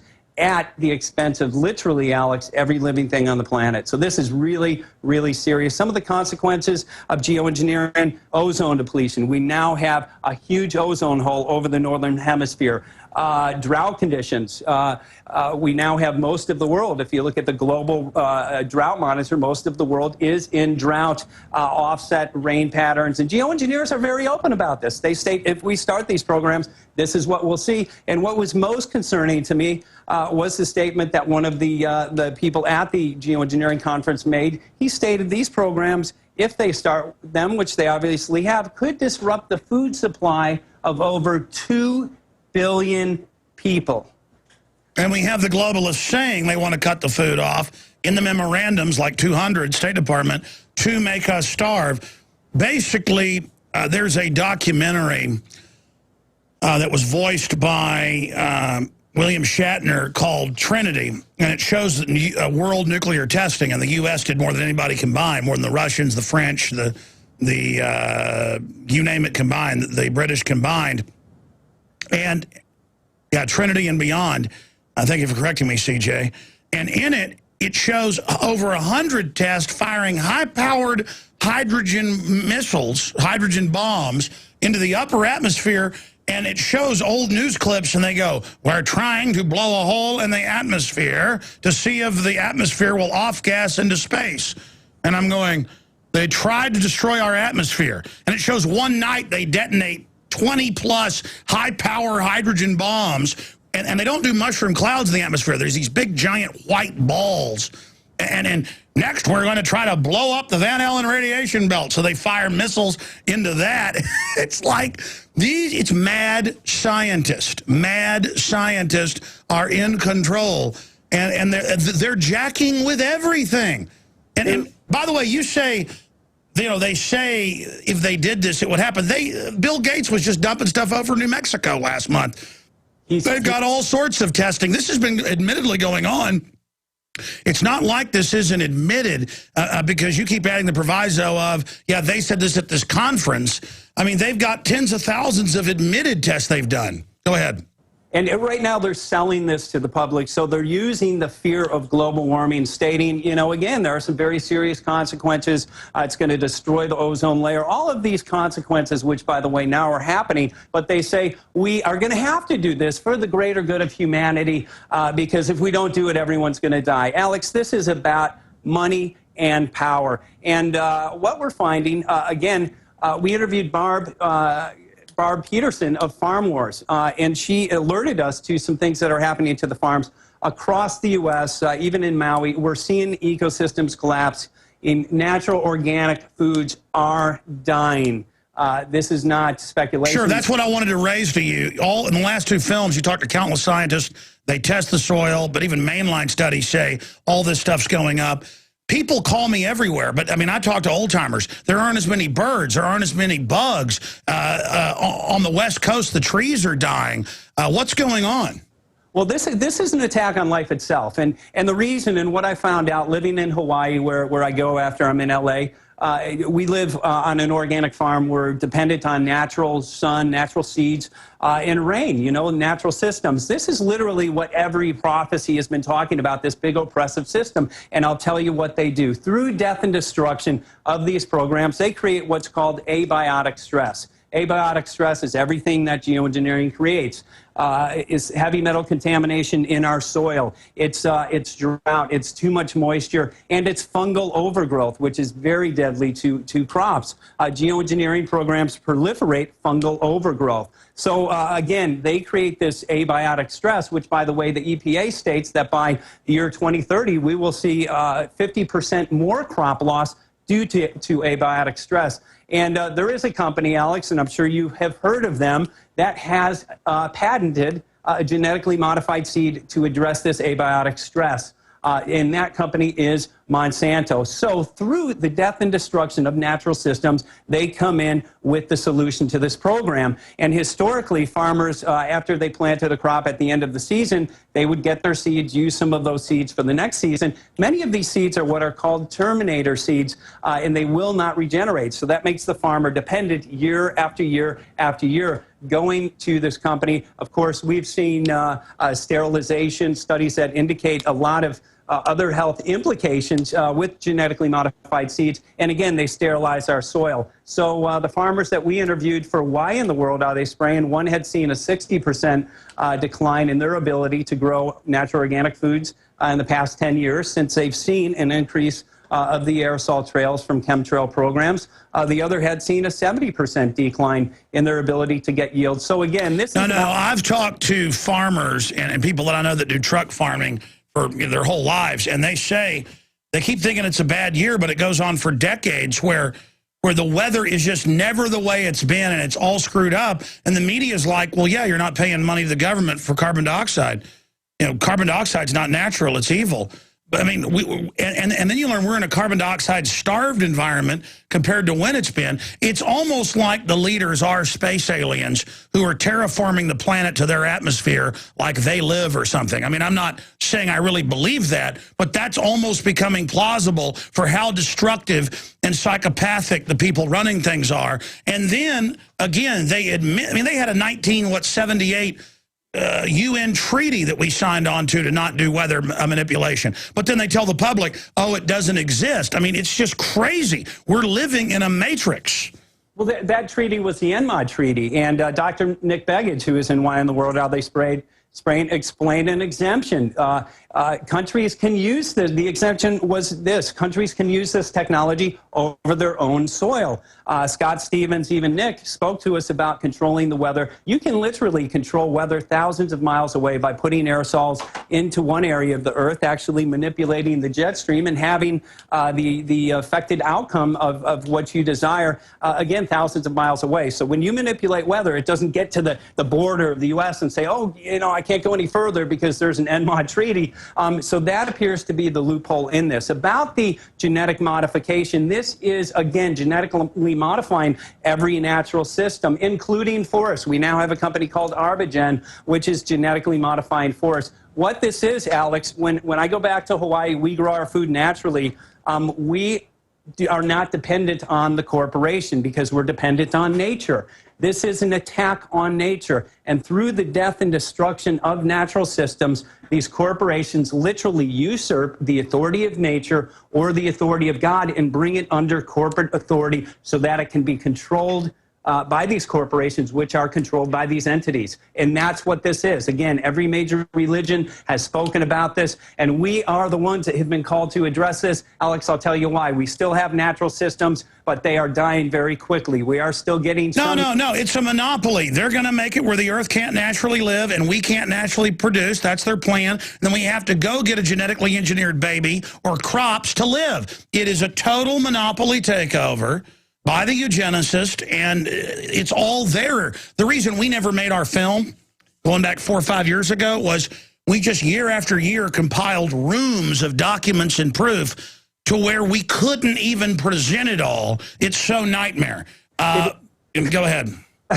Sorry for cutting you off. It's almost like we're living in a sci-fi movie. Alex, these elitists, I like to call them many different things, which we shouldn't say on air, they want to be the source of life. So through death and destruction, they are disaster capitalists. And again, they have this godlike power. And that's why we're seeing these really ridiculous things. So, you know, this issue goes so deep. Barry and I could have made a film that was literally 20 hours long in addressing many different components.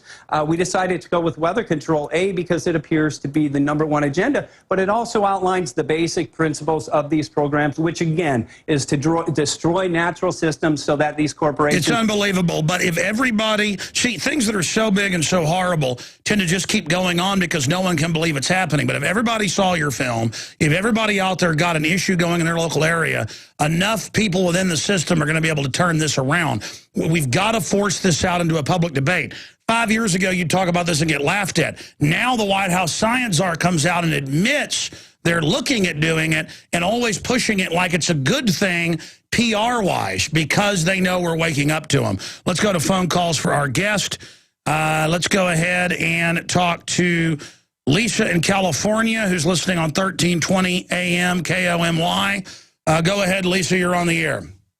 Yeah, I wanted to call attention to what is a wet subatomic electrical metal mist. Like attracts like. We have all these metal particulates, and of course we have poison in our bodies too. And then if you see the Earth in outer space, it is encased in a... I feel Agenda 21 also wants to encapsulate us in a grid of electricity that goes on a subatomic level throughout our bodies all the time. Increased maybe by a cell phone, whatever. No, the globalists admit they're doing electromagnetic. In fact, Dr. Begich always points out there's 10 times literally more patents on electromagnetic manipulation than for chemical manipulation. That is going on. DARPA admits it. The details remain classified. Yeah, I'm actually the daughter of a dead NSA consultant analyst. who was the head to the governor of California when I was born. Interesting. Are you gone? No, we're here, ma'am. Do you have a quick question so we can come back and answer it after the break? The beginning of time. I never heard anything from you that I have a problem with other than personal opinions. You're meat and potatoes and everything, and I'm just way out there. But, you know, it's hell staying alive, and I wish somebody could comp me some beauty and some health, you know, but it's... Well, ma'am, God bless you. We appreciate your call. We're going to come back and jam some more calls in with our guest, do a little bit of overdrive so we can get to Rob first up, then Gary and Bill and Karen and others. Everybody wants to talk about weather and chemtrails straight ahead. Folks, it sounds over the top to say there's all this weather modification going on, but so much of it is publicly admitted and declassified. Just like I've been telling you forever, sodium fluoride's killing you deader than a hammer, and now they just admit it in mainstream news, but no one stops them. And it is an incredibly wicked program and plan. We're talking to the maker of the new film that we carry at InfoWarsShop.com, discounted, the free citizen rulebook if you get it there. He is the director and producer, Michael J. Murphy. Why in the world are they spraying? He also made What in the World Are They Spraying? And we're going back to your phone calls right now. Rob in North Carolina, what is your take on all this? Well, I got two things. If I could ask you a question after we're done with the weather question, Alex. I actually live in North Carolina. We're about 3,500 feet up in the air. We're in the mountains. And I've got a 12 kilowatt solar system at the house. And we actually, when I first heard about chemtrails, I was like, yeah, that's kind of crazy sounding, but I see them up above, and it kind of creates like a quilt pattern. And actually, when that happens, the generation off the panels is about 25% less. So it actually affects our power. NASA, and again, not that we just trust NASA, other governments and groups. A decade ago, the Earth was 20-something% darker. Now it's 30% darker. Guys, type in Earth now 30% darker just into the search engine and show people. No, the Earth is darker right about the percentage you said. I mean, this is so big. Look, when I was a kid, I lived in Dallas. I lived in Dallas until I was about 6 years old, and the trails disappeared. I lived outside Dallas with the airport. Planes didn't leave trails except in the winter. They were ice crystals. They dissipated in minutes. They don't dissipate, many of them. Yeah, there's a London Guardian. Earth is 20% darker, says expert, but I've got numbers of over 30%. Comments on that, Mr. Murphy? Absolutely documented. Global dimming as well will be a good search to use for that. Very well documented. Even NOAA has done a report about a year and a half ago that showed a significant increase in stratospheric aerosol. And they admitted, they said condensation trails are doing it. Well, they say for the trails, correct. And Dane Wigington... But they didn't say it was a chemtrail. They say, oh, the normal ice crystals are doing it. Really? Why did an ice crystal change from when I was 20 till now? And they failed to document in that study, the source of the aerosols. They are talking about the trails dimming, but for the specific aerosols that we're talking about in another study, they did not source the where the aerosols were coming from or the content of that. We know what the content is from rain tests. They're the primary ingredient in geoengineering programs. But Dane Wigington, who is a solar expert, came into this issue about 6 years ago when he began to notice he has the largest solar-powered home in northern California. He started getting 60 to 70% declines in the solar power, and he said, what is going on? He went outside. Yeah, exactly. I'm going to have to hold you over. Stay there. I want to finish with the caller. Folks, I don't just get up here and say something, no matter how crazy it sounds, just to say it to have fun. I say it because it's backed up. The solar companies, as he mentioned, are coming out and saying something's going on. This is so big. It's like in the Matrix cartoon. They made a Matrix cartoon, and in the last episode, the government blacks out the sky to kill the robots that operate off solar. So the robots just grab humans and use them as the heat source. Now, I'm not saying that's real. I'm saying they're throwing all this in our faces, and it's so big. The Earth is over 30% darker now. and they admit in the government studies that trails are doing it. Ladies and gentlemen, this is so big. Caller, real fast, what was your other question? I wanted to ask you or talk to you about, this was before we had a dedicated special. Hold on, we got to just get the question in. Hold on. All right, real fast, going back to Rob. Rob, 30-second question. Hit me with the question. Hit me. I want to get to a few other callers here. All right. The Federal Reserve had a charter back in 1913 for 100 years. Obviously, we're coming up on that. Yes, big deal. I wonder if that, no big deal, or is it a big deal? No, I'm saying it's a big deal. Okay, and then the other one was how that might tie into I guess the United States went bankrupt in 1933, literally bankrupt. By design, yeah, and they're organizing us into a new bankruptcy to rape us even more. Yeah, I'm just kind of wondering, I mean, obviously we're coming up on the 100-year charter, and I've seen stories both ways, but I'm just it just seems to me kind of odd that the whole financial system's kind of caving in. And guess what? There's 100 years coming up. So no, absolutely. No, it's an admitted organized collapse by design to bring us into this point we're in now. The globalists all admit that. In fact, John B. Wells had a guest on who's written a book about the organized collapse, who I want to get on the show. He had a big show Saturday with 4 guests. I meant to give you that to the producer. I want to get that guest he had on. Let's take another call now here for our guest. Who's been on the longest here? Bill in Georgia. Got a question for the maker of Why in the World Are They Spraying? Hey, Alex, how you doing today? Pretty good, my friend. Yeah, I'm a retired Navy chief, 20 years of service, retired with an honorable discharge. And I'll tell you what, between you and YouTube, I have woken up amazingly. And looking up in the sky and seeing the chemtrails on a daily basis is really ticking me off. Yeah, I mean, there's a whole shadow system operating like they're another species or something under the national security umbrella that's not national security at all. Exactly. And I was in a compartmentalized environment my entire 20-year career. And I had blinders on for my entire 20-year career. I went from my mother's womb to the industrialized school system, straight into the military, and had blinders on my entire life. And the next thing I know, I get out of the military, and I'm starting to wake up. And it was you and YouTube that helped wake me up. Well, that's an amazing story. We should do a whole show about people's awakenings, just about their awakenings. Let me ask you this. Even though it's frightening to know the truth now, do you not feel more alive than you did before? Yes, sir. I, without a doubt, do. I consider myself a micro-farmer now. I've started a garden. I've got chickens. I've got goats. I'm trying to self-sustain myself. And the problem is, I can't self-sustain myself if they're putting beryllium oxide and aluminum oxide on my plants and on my animals.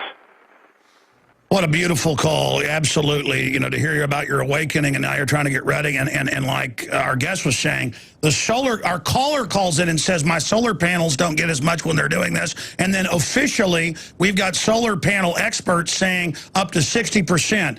Thank you so much, sir, for the call. Final comments on that. Michael J. Murphy, maker of Why in the World Are They Spraying? Well, we are seeing pilots now waking up to this issue. But, you know, I notice when I'm up in the air, it's very difficult to see the trails because you're level with them. So when we're on the ground, it's much more profound to be able to identify. But, again, pilots are waking up around the world. But I do encourage people to start gardens to live independently from the system. However, you know, Alex, like your website, Prison Planet, anybody who, so to speak, escapes and gets off of the plantation by growing their own food and becoming independent, this is an attack on that. They're literally trying to make it impossible to grow off of nature and essentially worship God. They want us worshiping the beast. What is the beast? I call the beast this governmental corporate conglomerate. That's right. They want you in their fake plastic city where the whole world looks like, you know, all the glittering lights and things of Times Square. They want your soul. Very well said, my friend.